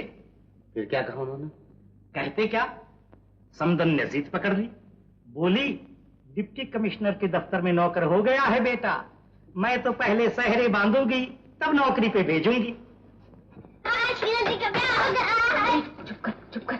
शीला जा बेटे, तू ऊपर जा, जा तू भी जा। पुरोहित जी से मेरे नमस्कार कह दीजिए। नमस्कार नमस्कार जजवानी, कहो कैसी हो? कहिए अच्छी हूँ। कुछ चाय पानी भी पूछा? हाँ हाँ पिया पिया, सब कुछ पिया जजवानी। 15 दिन में रिश्ता मांग रहे हैं। मेरी समझ में नहीं आता ये सब होगा कैसे। लड़की लड़के का ब्याह है, कोई गुड्डी गुड्डी का तो नहीं। वो तो सब ठीक है जजमानी, पर इतने अच्छे बर मिलते कहाँ हैं? तुम तो जानती हो कि लड़के वालों का हाथ हमेशा ऊपर होता है। कहीं मंगनी तोड़ दी तो उनका क्या जाएगा? आप ही की बदनामी होगी, सोच लीजिए। फिर सोच क्या लें पुरोहित जी? लड़की वाले बेचारों की जान मुट्ठी में दबी चिड़िया की तरह होती है, जिसे न जिंदा कह सकते न मुर्दा। मोतीराम जी से कहती थी, जैसा वो कहते मंजूर। अच्छी बात है, ये तो बहुत ही अच्छी बात है। मैं आपकी हाँ उन तक पहुंचा देता हूँ। अच्छा, नमस्ते। नमस्ते जजमान। नमस्ते। तुम भी हद करते हो, कैसे हाँ कर दी? जेवर बनवाने हैं, दहेज का सारा सामान बनवाना है, बारात, मोहल्ले बरादरी की रोटी। अब मरता क्या ना करता, कुछ तो करूंगा ही। उधर कमी कमी भी नजर लगा। हो जाएगा, सब हो जाएगा। बात ये है भाई, मुझे 5,000 रुपए की जरूरत है। अरे बस, इसमें झिझकने की क्या बात? कब चाहिए? 12 तारीख को शादी है और सब तैयारियां करनी है। एक आध दिन में हो जाए तो। एक आध दिन में? भाई ये तो जरा मुश्किल है। तुम्हें शायद मालूम नहीं कि व्यापारियों के पास नकद पैसा जरा कम ही रहता है। धनीराम, तुम ऐसा करो कि फिलहाल किसी और से लेकर अपना काम चला लो और फिर 15 दिन के बाद मुझसे लेकर उसे लौटा देना, और मेरे पैसे चाहे 10 साल बाद देना। बहुत बहुत शुक्रिया वृंदावन, तुमने मेरी चिंता दूर कर दी। अरे शर्म नहीं आती तुम्हें ऐसी बातें करते हुए? मैंने तुझ पे कोई एहसान किया है? शीला क्या मेरी बेटी नहीं? क्यों नहीं, मैं तो सिर्फ ये कह रहा था, आज जो तुमने मुझे सहारा दिया है मैं जिंदगी में कभी नहीं भूल सकता। अरे छोड़ो ना यार। अच्छा, जैसा तुमने कहा है मैं दूसरी जगह से इंतजाम करने की कोशिश करता हूं। भगवान ने चाहा तो शायद हो ही जाए।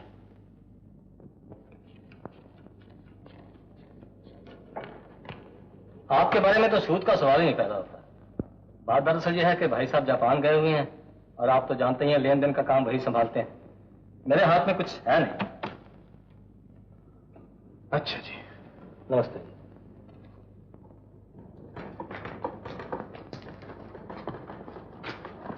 तुम जाओ। अरे भाई, आज वक्त हो गया, कल आना।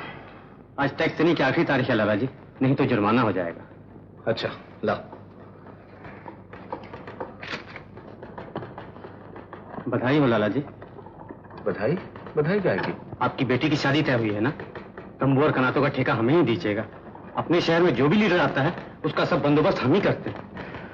अच्छा भाई, वो समय तो आने दो।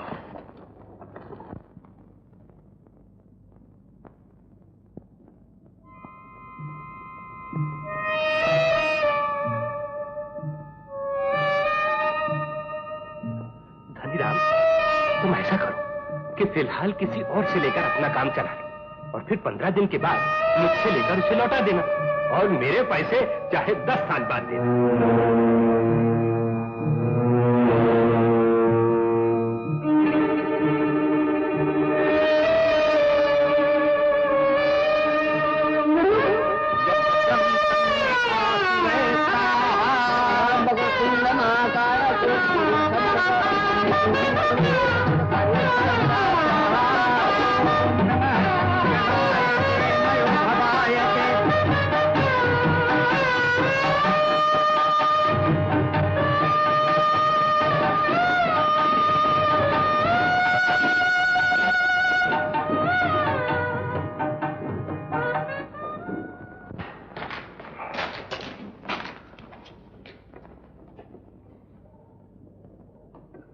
वृंदावन?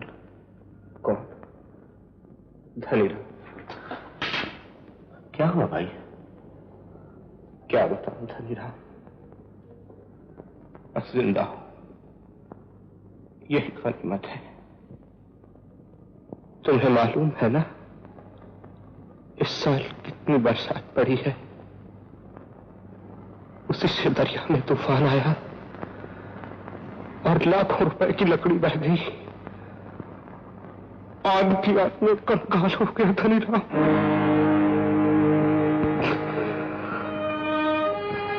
धनीराम, तुम मुझे माफ कर सकोगे क्या? ये कैसी बातें कर रहे हो? धनीराम, तुमने जिंदगी में पहली बार मुझसे मदद मांगी, लेकिन कुदरत को यह भी मंजूर न था। अब 5,000 तो क्या, मैं तुम्हें 5 पैसे भी नहीं दे सकता। हौसला रखो वृंदावन, इसमें तुम्हारा क्या कसूर? बस तुम जल्दी से अच्छे हो जाओ, सब ठीक हो जाएगा। तुम मेरी चिंता मत करो, मेरी चिंता मत करो, मेरी चिंता मत करो।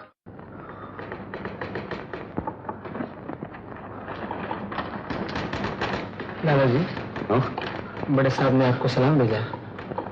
अच्छा अच्छा।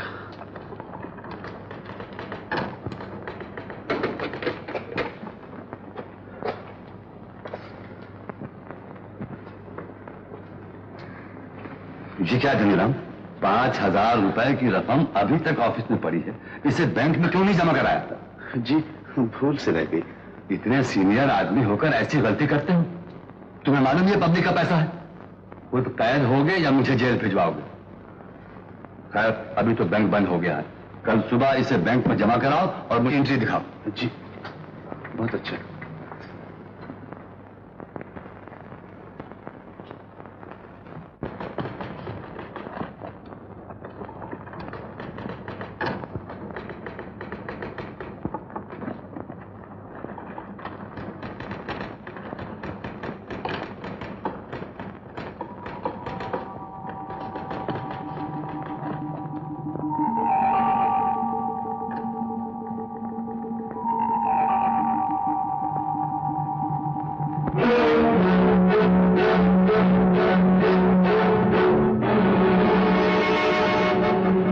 पब्लिक का पैसा है, खुद कैद होगे या मुझे जेल भिजवाओगे।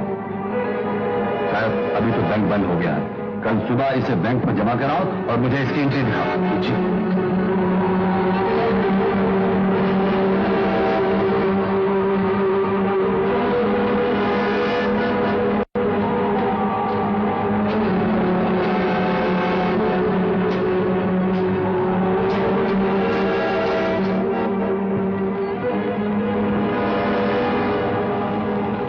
जा रहे हो धनीराम? अब तुम ये अपना काला मुंह लेकर घर नहीं लौट सकते। तुम्हें जेल हो जाएगी, पीछे घर की नीलामी भूल जाएगी, लोग तुम्हारे नाम पर थू थू करेंगे। ये कलम की जिंदगी क्या मौत से बदतर न होगी तुम्हारे लिए?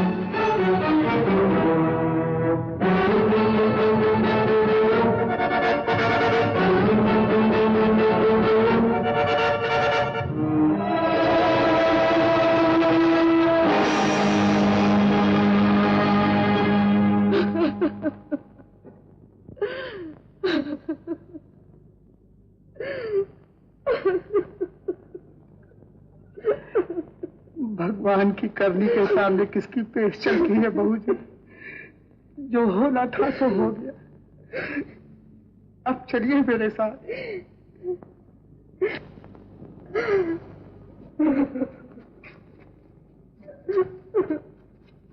चाचा, माँ क्यों नहीं बोलती? मुझसे नहीं देखा जाता बहू जी।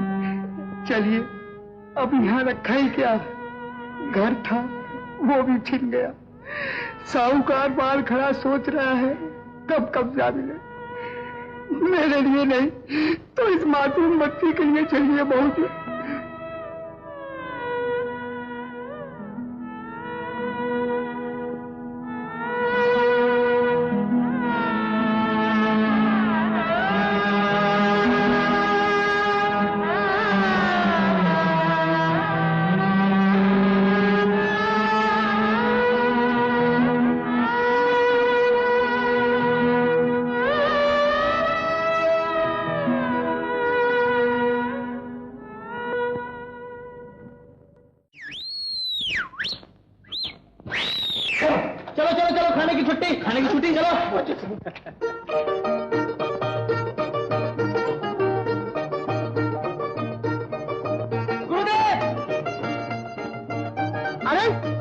छोटे बाबू, गुरुदेव, गुरुदेव, तुम्हारा छोटा बाबू बड़ा हो गया। जानते हो वहाँ शहर में अपना काम चल निकला, 20 आदमी नीचे काम करते हैं। ये देखो तुम्हारे लिए क्या लाया। सबके लिए लाया हूँ। मुन्नी के लिए फ्रॉक, शीला के लिए साड़ी, माँ के लिए कश्मीरी शाल और बाबूजी के लिए। ठहरो, ये देखो, जाते वक्त क्या गालियां दी थी उन्होंने मुझे। अब जो रुपयों का ढेर लगा दूंगा उनके सामने तो खुश हो जाएंगे। पैसे उनके पांव पर रखते हुए कहूंगा, अब घर बार का बोझ सब मेरा है, आप छुट्टी कीजिए। क्या बात है रामलखन, तुम रो क्यों रहे हो? बाबूजी ने कहा है ये सब देखने को। क्या मतलब?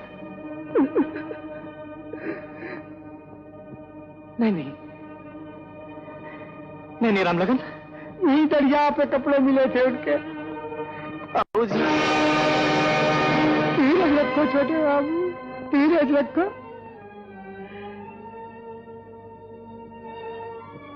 कितना कुछ किया मेरे लिए बाबूजी ने। आज जब मेरा वक्त आया तो मैं बदकिस्मत। होने की बात है छोटे बाबू, हौसला रखो। तुम हिम्मत हार दोगे तो बहू जी और मुन्नी बिटिया का क्या होगा? तुम ही तो सहारे हो उनके। चलो उठो, घर चलो छोटे बाबू, उठो, हिम्मत रखो।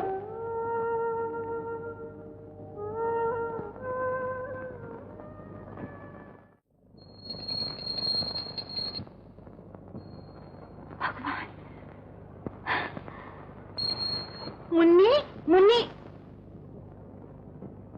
मदन, तू आ गया बेटा? तू आ गया? मेरा लाल, तू धन्य है भगवान। मैं तो जानती थी जिस दिन तेरी मूर्ति घर आएगी मेरे भाग भी लौट आएंगे। तेरे पीछे हमने बड़ा दुख पाया बेटा, तेरे बाबूजी। मैं जानता हूं माँ, रामलगन ने मुझे सब कुछ बता दिया है।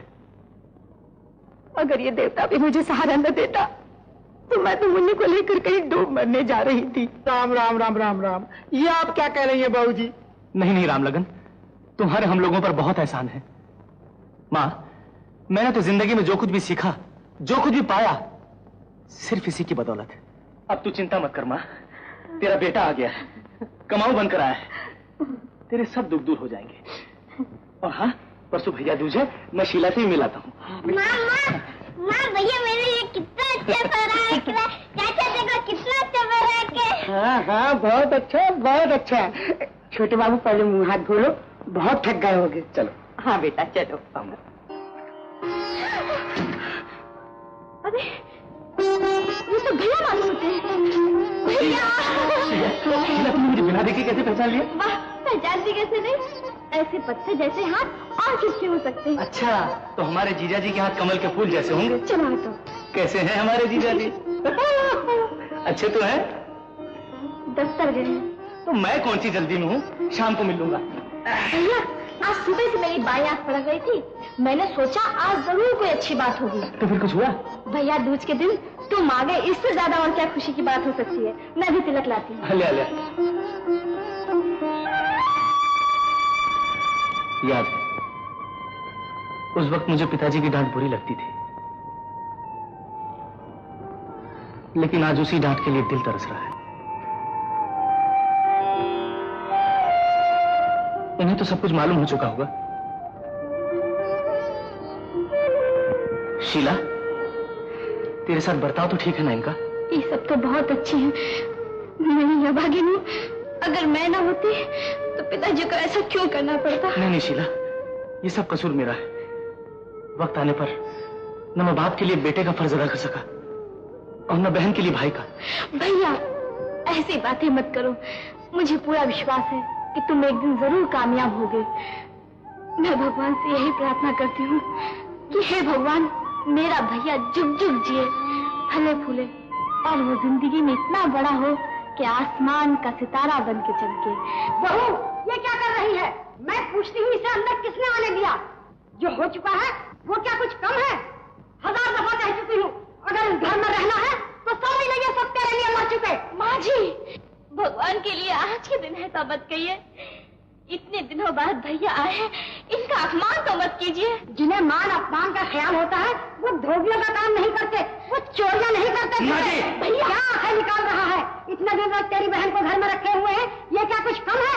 और ऊपर से हमें ये याद दिलाने आया है कि हमारा रिश्ता तेरे जैसे नीच लोगों के साथ है। माँ जी मेरे खानदान की इज्जत के बारे में आया इज्जत वाला, ज्यादा इज्जत का ख्याल है तो निकल जाए यहाँ से।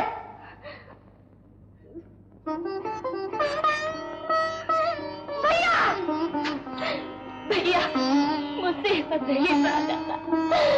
अगर तेरे दिल में भैया के लिए इतना ही दर्द है तो तू भी जा सकती है इसके साथ। इस घर में रहना है तो याद रख, इन लोगों का रिश्ता हमेशा के लिए भूलना होगा। भैया। हाँ शीला, माँ जी ठीक कहती है, तू मेरी बहन बाद में है, सबसे पहले तू इस घर की बहू है। जा जा अंदर जा, जा।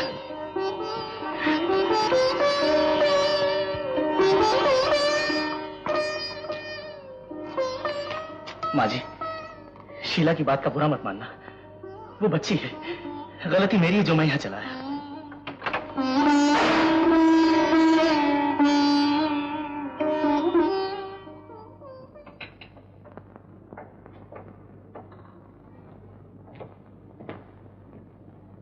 क्यों बेटा, मिलाया अपनी बहन से? हाँ माँ। कैसी थी मेरी लाडो? बहुत ही खुश थी। अच्छा? हाँ, उसके सास ससुर तो बहुत ही अच्छे लोग हैं, उन लोगों ने मेरी बड़ी खातिर की। शुक्र है भगवान तेरा, कम से कम मेरी बेटी तो खुश है अपने घर में। तूने कितने अच्छे लोगों से हमारा रिश्ता जोड़ा। हाँ माँ, दुनिया में ऐसे संबंधी बड़ी किस्मत से मिलते हैं। मुझे अभी तक यकीन नहीं आ रहा है मदन बेटा कि धनीराम जैसा ईमानदार आदमी, जिसने अपनी 20 साल की सर्विस में एक पाई इधर से उधर नहीं होने दी, वो 5,000 रुपए का गबन करे। हो सकता है बैंक जाते हुए रास्ते में कोई हादसा पेश आ गया। क्या हुआ और क्या नहीं हुआ ये तो भगवान ही जानता है प्रेसिडेंट साहब। मैं तो सिर्फ इतना जानता हूं कि ये पब्लिक का पैसा है और इसीलिए मैं इसे लौटा रहा हूं, ताकि मेरे स्वर्गीय बाप के नाम पर कोई दाग ना आने पाए।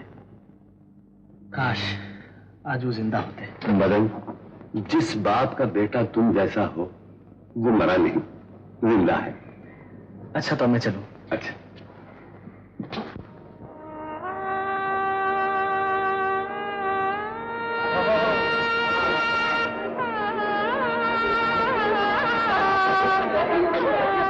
कहिए विलायती राम जी, आज इधर गए थे? अरे भाई वो अपने दीवान कुलवंत राय जी है ना, आज उनकी लड़की की शादी है। अच्छा मिलिएगा जरूर।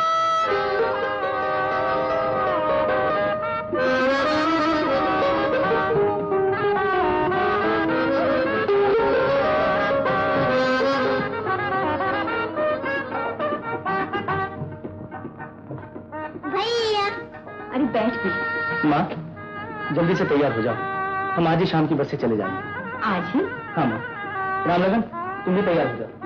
इतनी जल्दी क्या है छोटे बाबू? जल्दी ही की बात है, अब मैं एक पल भी नहीं रह सकता। वही गलियां, वही बाजार जो कभी मुझे अच्छे लगते थे, अब काटने को दौड़ते हैं।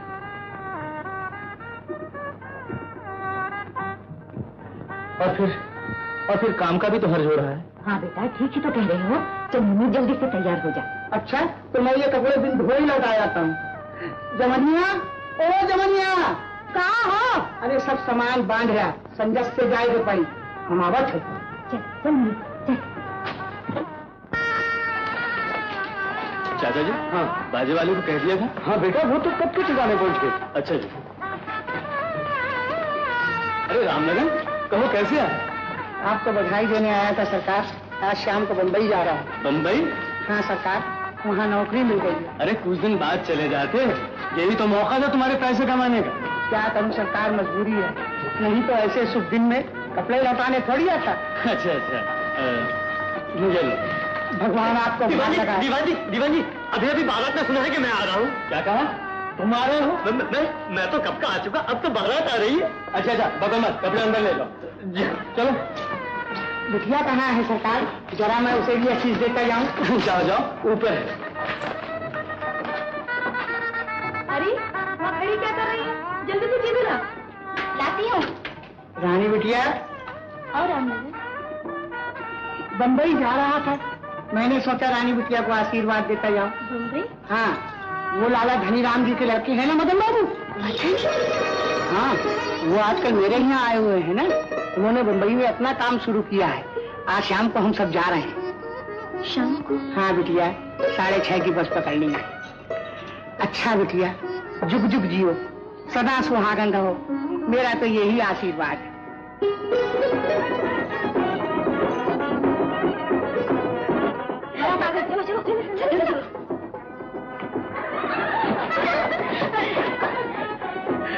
अरे मुझे भी तो देखने दे। देख ले जैसी तेरी बारात आ रही है। मजाक ही सोचता है। वो हमेशा तुझे बेवफा समझता रहेगा।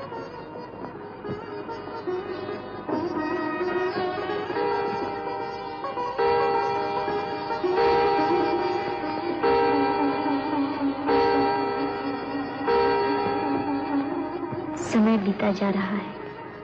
अगर तूने हिम्मत से काम न लिया तो जीवन भर पश्चाताप की आग में जलती रहेगी।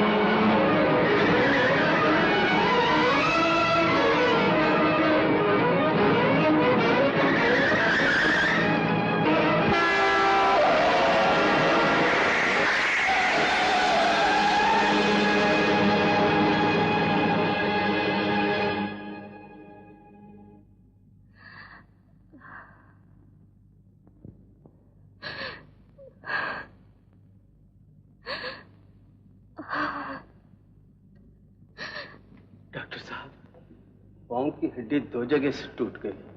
खैर वो तो ठीक हो जाएगी, लेकिन ज्यादा फिक्र इस बात का है कि घुटने पर हैमर लगाने से कोई जुम्बश पैदा नहीं होती। क्या मतलब? मालूम होता है शौक ने दोनों टांगे बेजान कर दी। देखिए, हम पूरी कोशिश करेंगे, शायद ठीक हो जाए। बेटा, क्या है चाचा जी? बाहर नरेंद्र आया हुआ है। नरेंद्र आया है? मेरी तो उसके सामने आंखें नहीं ऊंची होंगी चाचा जी। इस लड़की ने हमेशा के लिए मेरा मुंह काला कर दिया है। खैर, आप अंदर बुला लीजिए, लेकिन पहले मुझे बाहर जाने दीजिए।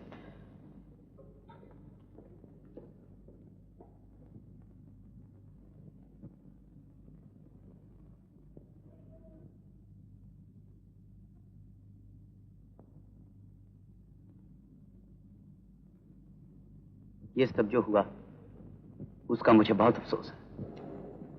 इसमें आपका क्या दोष?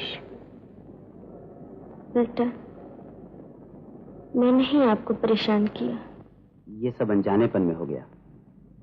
मुझे जरा भी पता होता तो मैं ऐसा कभी न होने देता। काश मैं आपको मिलकर ये सब बता सकती। वाकई जिंदगी में प्यार से बड़ी और कोई चीज नहीं। मैं तो अपने आप को खुशकिस्मत समझूं अगर मोहब्बत करने वाले दो दिलों को मिला सकूं। नरेंद्र बाबू, एक वक्त था जब मैं उनके दुख दर्द में शरीक हो सकती थी, उनके जीवन का उजाला बन सकती थी। लेकिन अब जबकि अपना ही बोझ बहुत है उनके लिए, तो मैं सपाहट शरीर को लेके उनके पास ना जाऊंगी। बोझ न बनूंगी उन पर। आप इतना मायूस मत होइए, मेरा दिल कहता है आप बहुत जल्द अच्छी हो जाएंगी।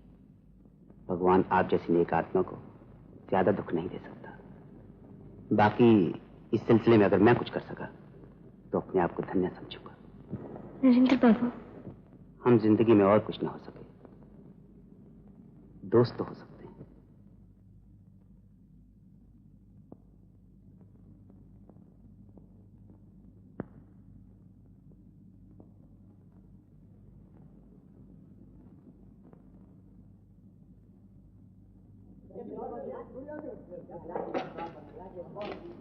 बाबू क्या हाल है? अरे आओ आप पोपटलाल जी। कैसे हो? देर हो रही है, खाना वाला खाओ। खा गया तो फिर आइए।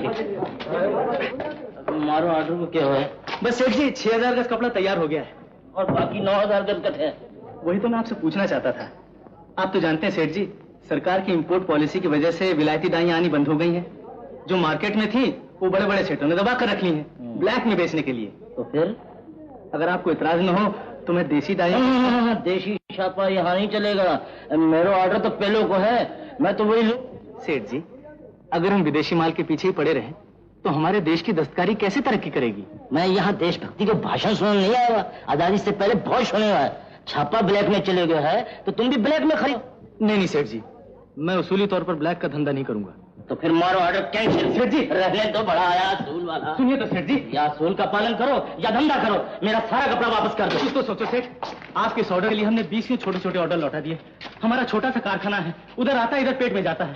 अगर आपने ऐसा किया तो हम लोग को कितना नुकसान पहुंचेगा? क्या मेरा नुकसान नहीं हो रहा? मेरा सारा कपड़ा शाम तक वापस कर दो, वरना मैं और इंतजार नहीं कर सकता। सेठ जी जाने दो मदन भैया, हम सब तुम्हारे साथ हैं। क्या? ठीक है, रोटी देने वाला ऊपर है, ये फोकट लाल ने।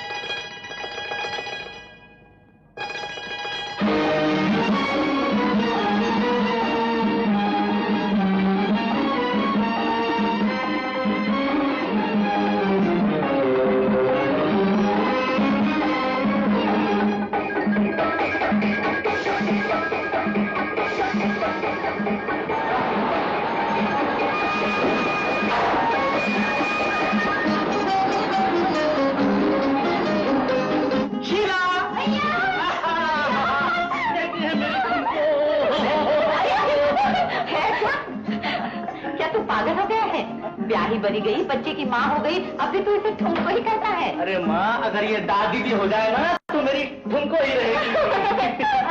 अरे मेरा मदन बेटा। आहा माँ जी, प्रणाम प्रणाम माँ जी। जुग जुग जियो बेटा, जुग जुग जियो, भगवान तुम्हें सदा सुखी रखे। आखिर मेरी ही डांट काम आई, अगर मैं उस दिन वो सब ना कहती तो क्या तुम इतना ताव खाते? ताव और दे दो माँ जी, मैं करोड़पति बन जाऊं। गालियां भी कैसी जो दिल से निकली हो।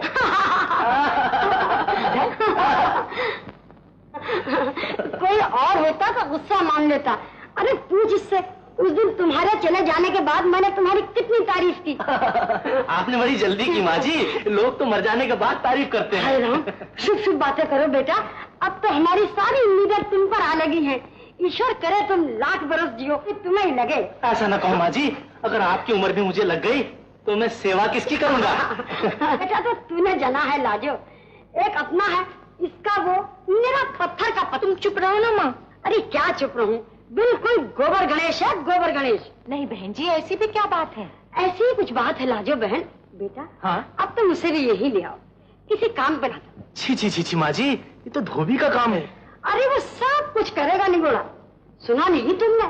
उत्तम खेती, मध्य व्यापार, निखित चाकरी। तुम चुप भी बैठोगी माँ? बहन जी चलिए ना, खाना तैयार है। अच्छा अच्छा चलिए। अच्छा बेटा मैं खाना खा के अभी आती हूँ। है क्या क्या बनाया है लाजो? सब कुछ बनाया है माँ जी, जाकर तो देखिए। अच्छा अच्छा चलिए।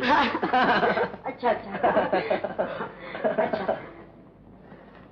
चलिए। भैया भैया, तुमने दीदी के मुन्ने को देखा? क्यों स्कूल के बच्चे, तेरे बाप ने हमको छाला बना दिया था और तूने मामू। भैया भैया, दीदी कहती है वो बाजार तरकारी लेने गई थी तो मुन्ना नहीं आई। चुप क्यों चुप रहा हूँ? भैया भैया तुम भी बाजार जाओ ना। अरे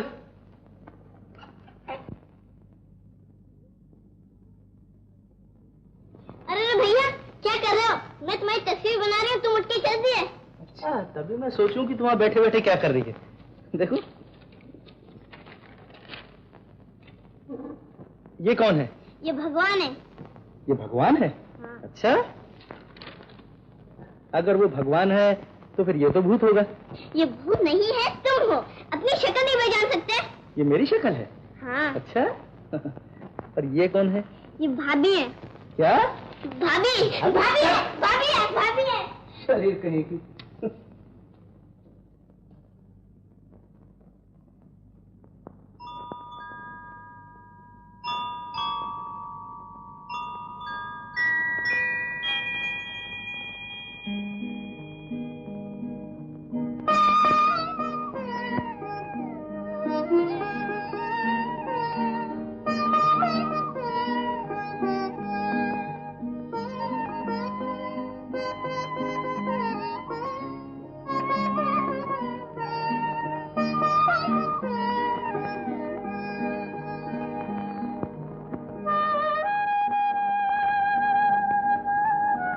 भैया क्या सोच रहे हो?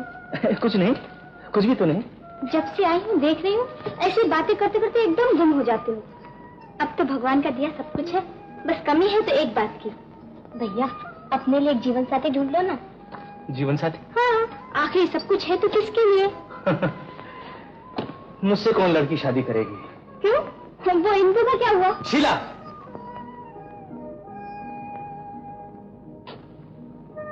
फिर कभी उसका जिक्र मत करना। क्यों भैया? मुझे तो वो बहुत पसंद है और माँ को भी। तुम्हारे जाने के बाद हमसे मिलने आई थी। उसकी बातों से पता चलता था कि वो तुम्हें कितना प्यार करती है। प्यार? प्यार जब कोई जिंदगी के दोराहे पर आकर खड़ा होता है, जिसके एक तरफ प्यार हो और दूसरी तरफ दौलत, तो सिर्फ दौलत की तरफ चल देता है।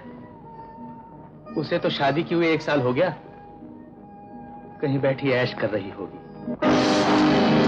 क्या हुआ? फिर कुछ तोड़ा? 1000 मरतबा कहा है कि किसी चीज की जरूरत हो तो किसी को बुला लिया करो। तुम्हें यकीन क्यों नहीं आता कि तुम एक अपाहज हो? अपाहज जो न सिर्फ अपने लिए बल्कि दूसरों के लिए भी एक मुसीबत है। यही हश्र होता है तुम जैसी लड़कियों का। चाचा, वो जो रोजाना मजदूरी पर आदमी रखने के लिए कहा था उसका क्या हुआ? वो देखिए सामने दत्तूबा भर्ती कर रहा है। आप फिक्र ना करिए, सब ठीक है। अच्छा अच्छा। तुम्हारा नाम? दीनानाथ सरकार। मुझे रंगाई छुपाई का सब काम आता है सरकार। आता है? आता है सरकार। राम राम सरकार। क्या नाम है तुम्हारा? गोपाल। मेहनत का काम कर सकोगे? जी, आप जो भी कहेंगे करूंगा। तो भी खत्म। काम ध्यान से करना। क्या?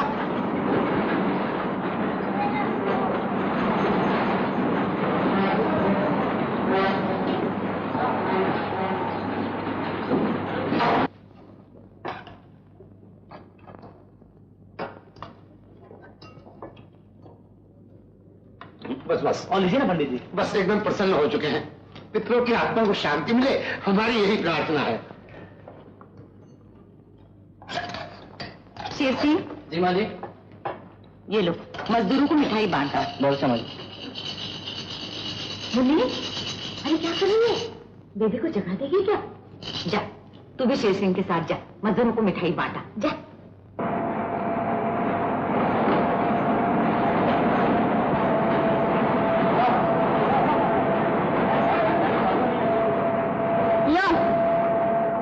अरे मानो, सुबह से कितने चूहे खाए? जितने तुमने खाए हैं उससे एक कम। बहुत अच्छे। लो। मुन्नी तेरा ब्याह कब होगा? हो जाएगा, हो जाएगा। तुम्हें क्या जल्दी पड़ी है? बाबा, तुम भी मिठाई ले लो।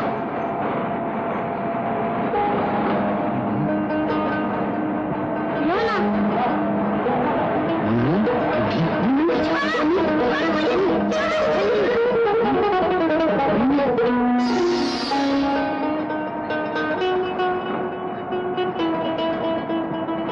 ये लड़की?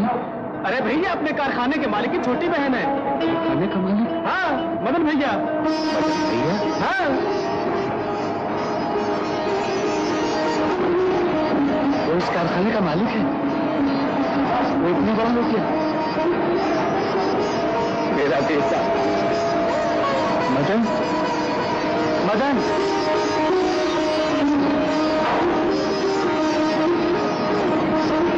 मदन भैया से मिलना? हाँ हाँ, वो तो यहाँ नहीं है। कहाँ है? वो तो घर में है। आज उनके पिताजी का श्राद्ध है ना।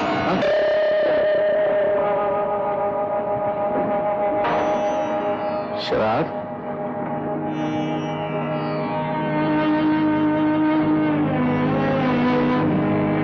हाँ, उसका बाप मर चुका है। वो तो कभी का मर चुका। अब तुम क्या मुंह लेकर उनके पास जाओगे धनी राम? अब तुम्हारे गुनाहों का साया उनकी खुशियों पर न पड़ना चाहिए। जिस गुमनामी की खाई में तुम पड़े हो, अब वही ठीक है तुम्हारे लिए।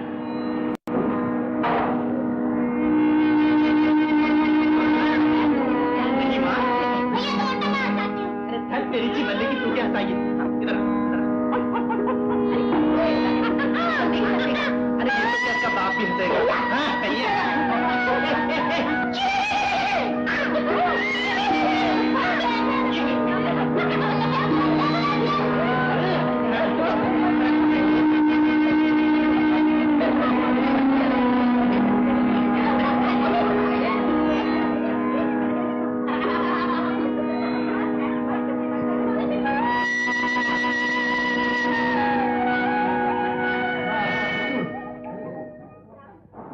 ठीक है ना?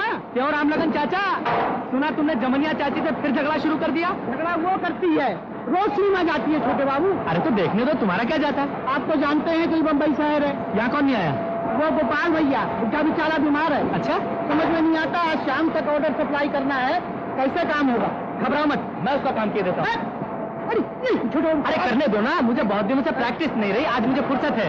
हाँ, बोले तू आज अपने दिल के सब दाग बोले, बोले तू आज अपने दिल के। सुनो, दफ्तर वालों से कह देना गोपाल की मजदूरी न कटे, बीमार है बेचारा। अच्छा छोटे बाबू, बोले तू आज अपने दिल के सब दाग धोले, धोले तू। मदन बाबू, हाँ नया वेलफेयर ऑफिसर आया है, बिठाओ दफ्तर में। बहुत अच्छा। हाँ, धोले तू आज अपने दिल के सब दाग धोले, धोले तू आज अपने दिल के सब दाग धोले, धोले तू आज अपने दिल के सब दाग धोले। माफ कीजिएगा, माफ कीजिएगा। कोई बात नहीं, कोई बात नहीं, काम में ऐसा हो ही जाता है। हाँ जी। कहो भाई, तुम्हें तनख्वाह बराबर वक्त पे मिल जाती है या नहीं? जी जी हाँ, जी हाँ, मिल जाती है।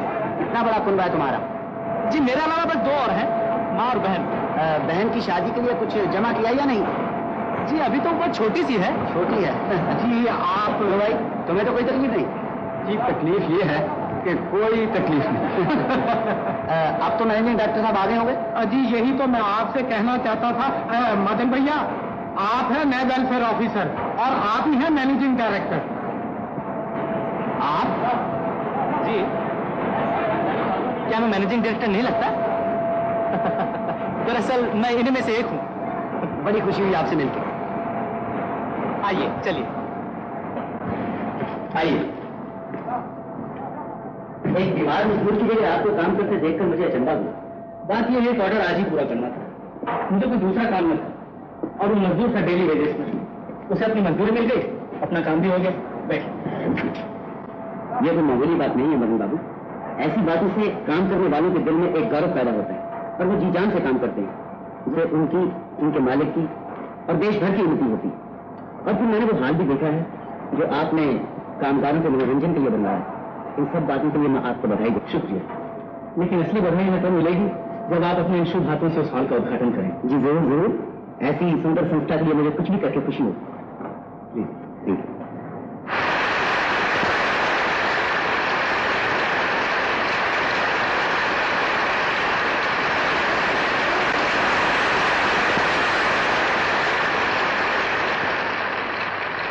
साथियों, कितनी खुशी की बात है कि सरकार के labour welfare officer Shri Narendra Kumar आज हमारे दरमियान मौजूद है और आपकी मेहनत के फल इस मनोरंजन हॉल का उद्घाटन इनके शुभ हाथों से होने जा रहा है। श्री नरेंद्र कुमार जी के साथ एक छोटी सी मुलाकात में मैं जो कुछ भी जान पाया हूं, उससे मैं कह सकता हूं कि ये न सिर्फ हम मजदूरों और कामगारों के लिए अपने सीने में एक हमदर्द दिल रखते हैं, बल्कि देश और मानवता के लिए भी इनके दिल में एक सच्चा प्यार है। अब मैं इनसे विनती करूंगा कि अपने विचार आप लोगों के सामने रखें।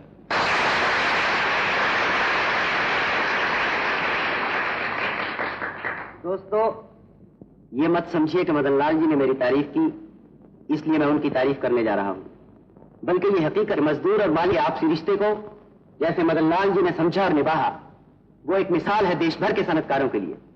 क्योंकि एक ऐसे ही खूबसूरत रिश्ते की बदौलत हम सबकी उन्नति हो सकती है, हमारे देश की उन्नति हो सकती है।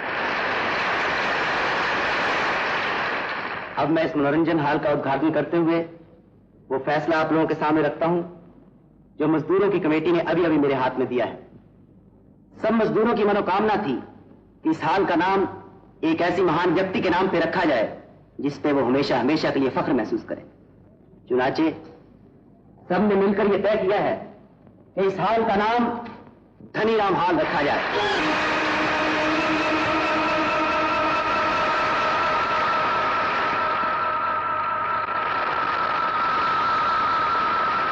इस खूबसूरत फैसले पर मैं आप सबको मुबारकबाद देता हूं, क्योंकि मदनलाल के स्वर्गीय पिता की याद को अमर करके आप लोगों ने इस बात की गवाही दी है कि फल से जड़ का रुतबा बड़ा होता है।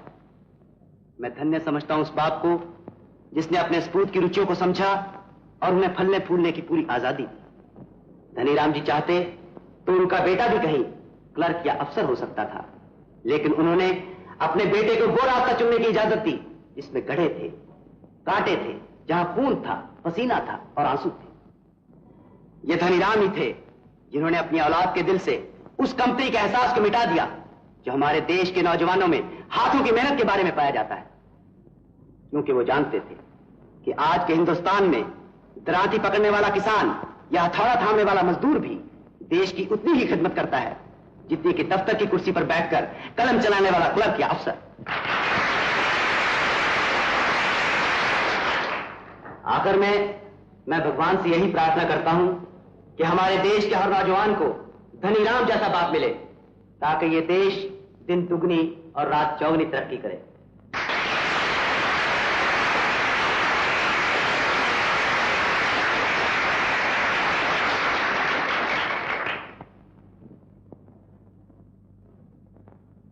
साथियों, मैं नहीं जानता कि क्या कहूं। आज जब मैं यहां पहुंचा तो मुझे मालूम न था कि आप अपने इस हॉल का नाम मेरे मान्यवर स्वर्गीय पिताजी के नाम पर रखेंगे। और ये तस्वीर उन्हीं की तस्वीर होगी। मुझे इस बात का अंदाजा भी न था कि आप लोगों का प्यार इतना बड़ा सागर है जिसे बयान करने के लिए मेरे पास बेटा बाप के बारे में क्या कह सकता है। वो बाप है और इसके बाद सारी बातें खत्म हो जाती हैं। मेरे पिताजी ने जिंदगी भर मेहनत की, ऐसी मेहनत जिसने उनकी कमर तोड़ दी। आज मैं जो कुछ भी जान पाया हूं वो उस तालीम की बदौलत है जो उन्होंने मुझे दी और जिसके लिए उन्होंने अपना आप भी बेच दिया। काश मेरा थकाहारा बाप आज ये सब देख पाता।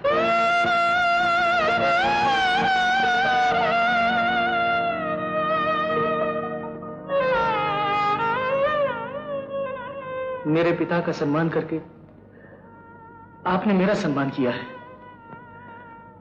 जिसके लिए मैं मान्यवर सभापति और आप सब लोगों को धन्यवाद देता हूं।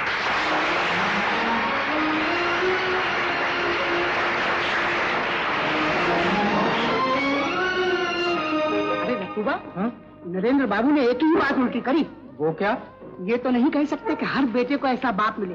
हाँ, ये कह सकते हैं कि हर बाप को ऐसा बेटा मिले। आओ बताएंगे, आओ।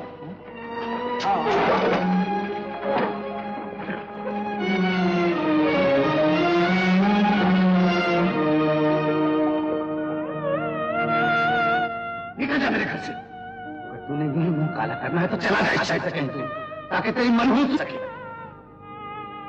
मैं धन्य समझता हूँ उस बाप को जिसने अपने स्पूत की रुचियों को समझा और उन्हें फलने फूलने की पूरी आजादी दी।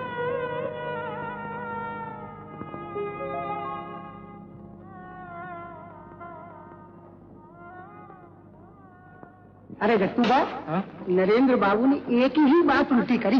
वो क्या? ये तो कह नहीं सकते कि हर बेटे को ऐसा बाप मिले। हाँ, ये कह सकते हैं कि हर बाप को ऐसा बेटा मिले।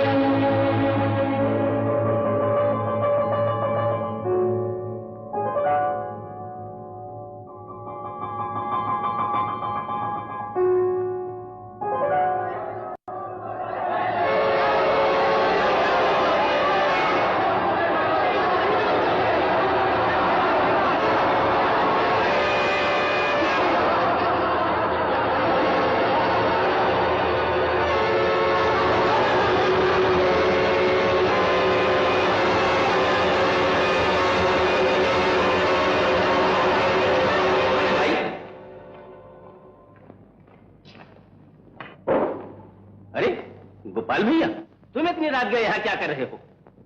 मैं तुम्हें मालूम है यहाँ रात को आने की मनाही है। जाओ जाओ, आराम करो जाके। अच्छा अच्छा।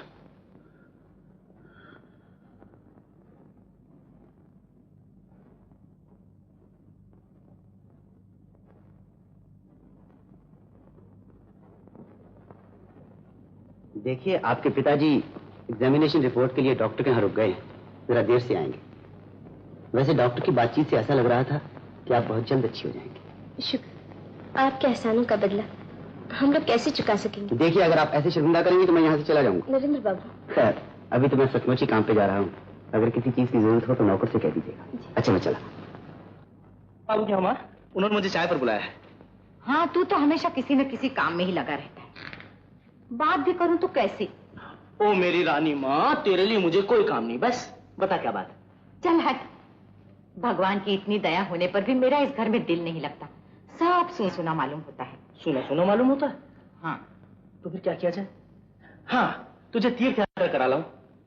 मेरी तीर्थ यात्रा तो अपने आप हो जाएगी जब इस घर में बहू आएगी। माँ, मैंने तुझे 1000 बार कहा मेरी शादी की बात मत किया कर। पर देख मदन, सुन बेटा, मैंने कह दिया ना, मैं शादी नहीं करूंगा, नहीं करूंगा, नहीं करूंगा।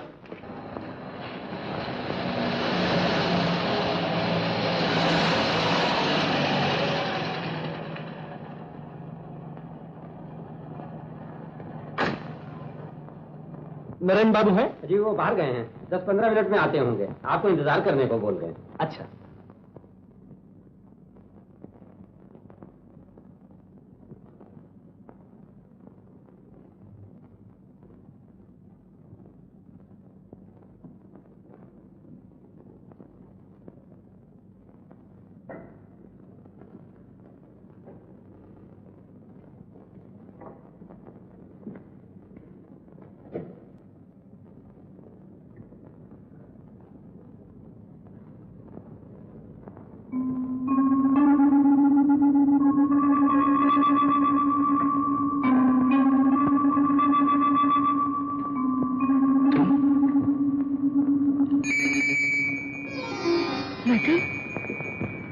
तुम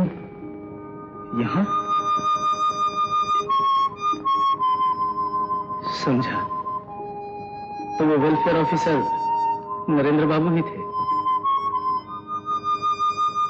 माफ कीजिए, मैं आपको शादी की बधाई देने भी ना सका। आता भी कैसे, जिंदगी ने मोहलत ही न दी। खैर, अब भी क्या बिगड़ा है, मुबारक हो। और हां, मुझे एक बात की और माफी मांगना है। मैं उस रात वहां भी न पहुंच सका। तो मुझे अफसोस है। आप घर से निकली होंगी बड़ी उम्मीदों अरमानों के साथ। औरत जात और आधी रात, ऊपर से बरसात, उस वीरान बगिया में डरती, कांपती, भीगती हुई मुझ बेवफा का इंतजार करती रही होंगी। पहले 1 का गजर बजा होगा, फिर 2 का, फिर 3, 4। आखिर मायूस होकर मुझ निर्दयी को कोसती हुई चली गई होंगी। मदन, मैं तुम्हें कैसे समझाऊं? क्या जरूरत है, ठीक ही तो किया आपने। मेरे पास था ही क्या आपको देने के लिए, सिवाय मोहब्बत के, जो न खाई जा सकती है और न पहनी जा सकती है। और फिर आप तो शुरू से ही आदी हैं अच्छा खाने और अच्छा पहनने की। हाँ, आदत ही की तो बात है। मसलन मैं नरम और गर्म बिस्तर पर सो नहीं सकता। भगवान के लिए ऐसी बातें न करो। खामोश! जानता हूं तुम पराई हो चुकी हो, तुम पर मेरा कोई हक नहीं, लेकिन क्या मैं बात भी नहीं कर सकता? वो आहें जिन्हें बरसों से दबाए बैठा हूं, होंठों तक भी नहीं ला सकता। वो जख्म जिन्हें सीने के दाग बनाए बैठा हूं, उन्हें थोड़ी सी हवा भी नहीं दे सकता। मेरा तो ख्याल था वो मजाक वहीं खत्म हो चुका, लेकिन मुझे यह नहीं मालूम था कि तुम उसे खींचकर यहां तक ले आओगी। इन झूठे आंसुओं का नमक बर्दाश्त न कर सकेंगे। मैं नहीं चाहता कि एक बार फिर तुम मुझे बेवकूफ बनाओ। तमाशा देखो मुझ गरीब का, जो जिंदगी के रास्ते पर तो कोसों निकल गया, लेकिन मोहब्बत की राह पर 2 कदम भी न चल सका। पांव ही टूट गए जिसके। मदन बाबू, मैंने सब कुछ सुन लिया है, लेकिन इस गरीब और बेबस लड़की पर इल्जामों की भरमार लगाने से पहले तुमने ये भी सोचा है कि उस रात के तुम्हारे साथ जाने के लिए घर से निकली होगी तो इसके बाप ने इसका रास्ता रोक लिया होगा? ये भी सोचा है कि तुम्हारे चले जाने के बाद दुनिया जहान में इसने तुम्हें ढूंढने की कोशिश की होगी? ये सब झूठ है। अगर ऐसा होता तो ये मेरा इंतजार करती, शादी न रचा बैठती। शादी? किसकी शादी? कैसी शादी? नरेंद्र। हाँ मदन, इंदु तुम्हारी थी, तुम्हारी है और हमेशा तुम्हारी रहेगी। तुमने ये भी सोचा कि तुम्हारे आने पर भी इंदु उठकर तुमसे मिलने क्यों नहीं आई? तुम कहते हो मोहब्बत की राह पर तुम्हारे पांव टूट गए, लेकिन ये भी देखा पांव तुम्हारे नहीं, इसके टूटे हैं, जिसने दुल्हन के लिबास में भागकर तुम तक पहुंचने की कोशिश की।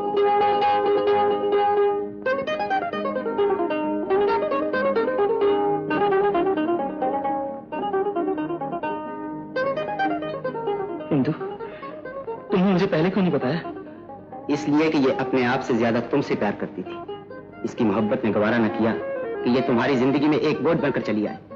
ये तो इत्तेफाक की बात है कि इंदु यहाँ डॉक्टरी इलाज के लिए चली आई और तकदीर ने एक बार फिर इसे तुम्हारे रास्ते पे ला फेंका, वरना शायद ये अपना गम लिए इस दुनिया से चली जाती और तुम दोनों कभी न मिल पाते।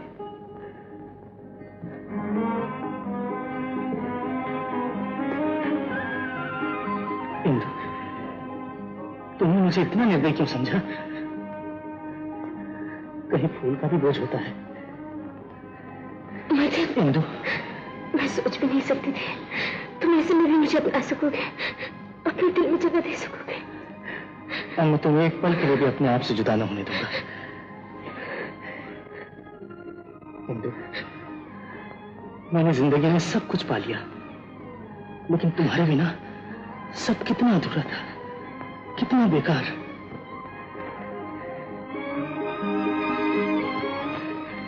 इंदु,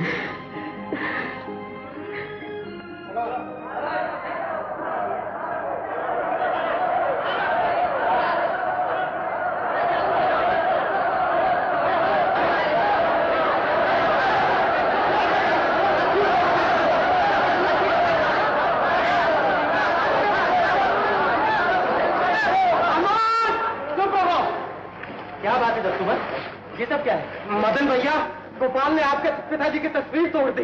क्या तस्वीर तोड़ डाली? मगर क्यों? क्या मालूम, ये कल भी रात को 2 बजे वहां घूम रहा था, लाल लाल आंखों से तस्वीर को घूर रहा था। क्यों गोपाल भैया, मेरे पिताजी ने तुम्हारा क्या बिगाड़ा है? कारखाना कारीगरों का मंदिर होता मदन बाबू।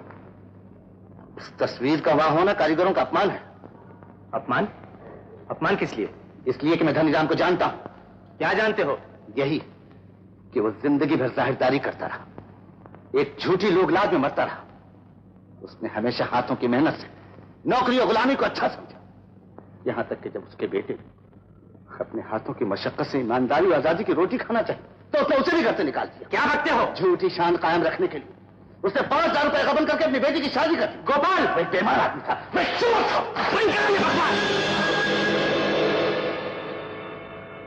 हाँ, ये है मेरा इनाम, न कि वो जो तुम मुझे कल दे रहे थे।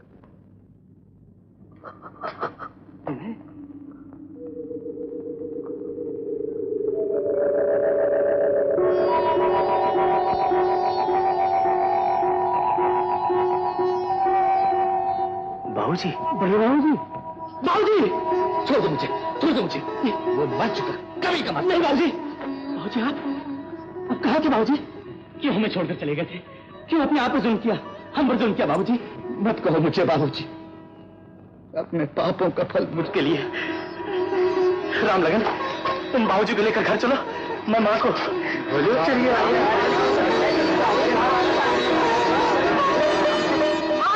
कमाल हो गया माँ, कमाल हो गया। अरे क्या? जादू, चमत्कार। लेकिन क्या हुआ क्या? बाबूजी जिंदा है। हाँ माँ, बाबूजी जिंदा है। हाँ। क्या क्या कह रहा है तू? मैं ठीक कह रहा हूँ, बाबूजी जिंदा है। हमारे हाथ जाग उठे, वो यही थे, इसी कारखाने में काम करते थे माँ। कहाँ है वो? आओ मेरे साथ, आओ। मुझसे चला नहीं जाता बेटा। बोलो, वो यही आ गए।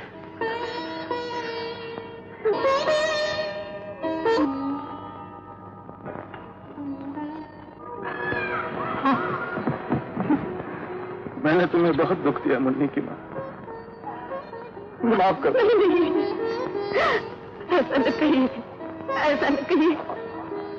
आप आ गई, मुझे सब कुछ मिल गया, सब कुछ मिल गया।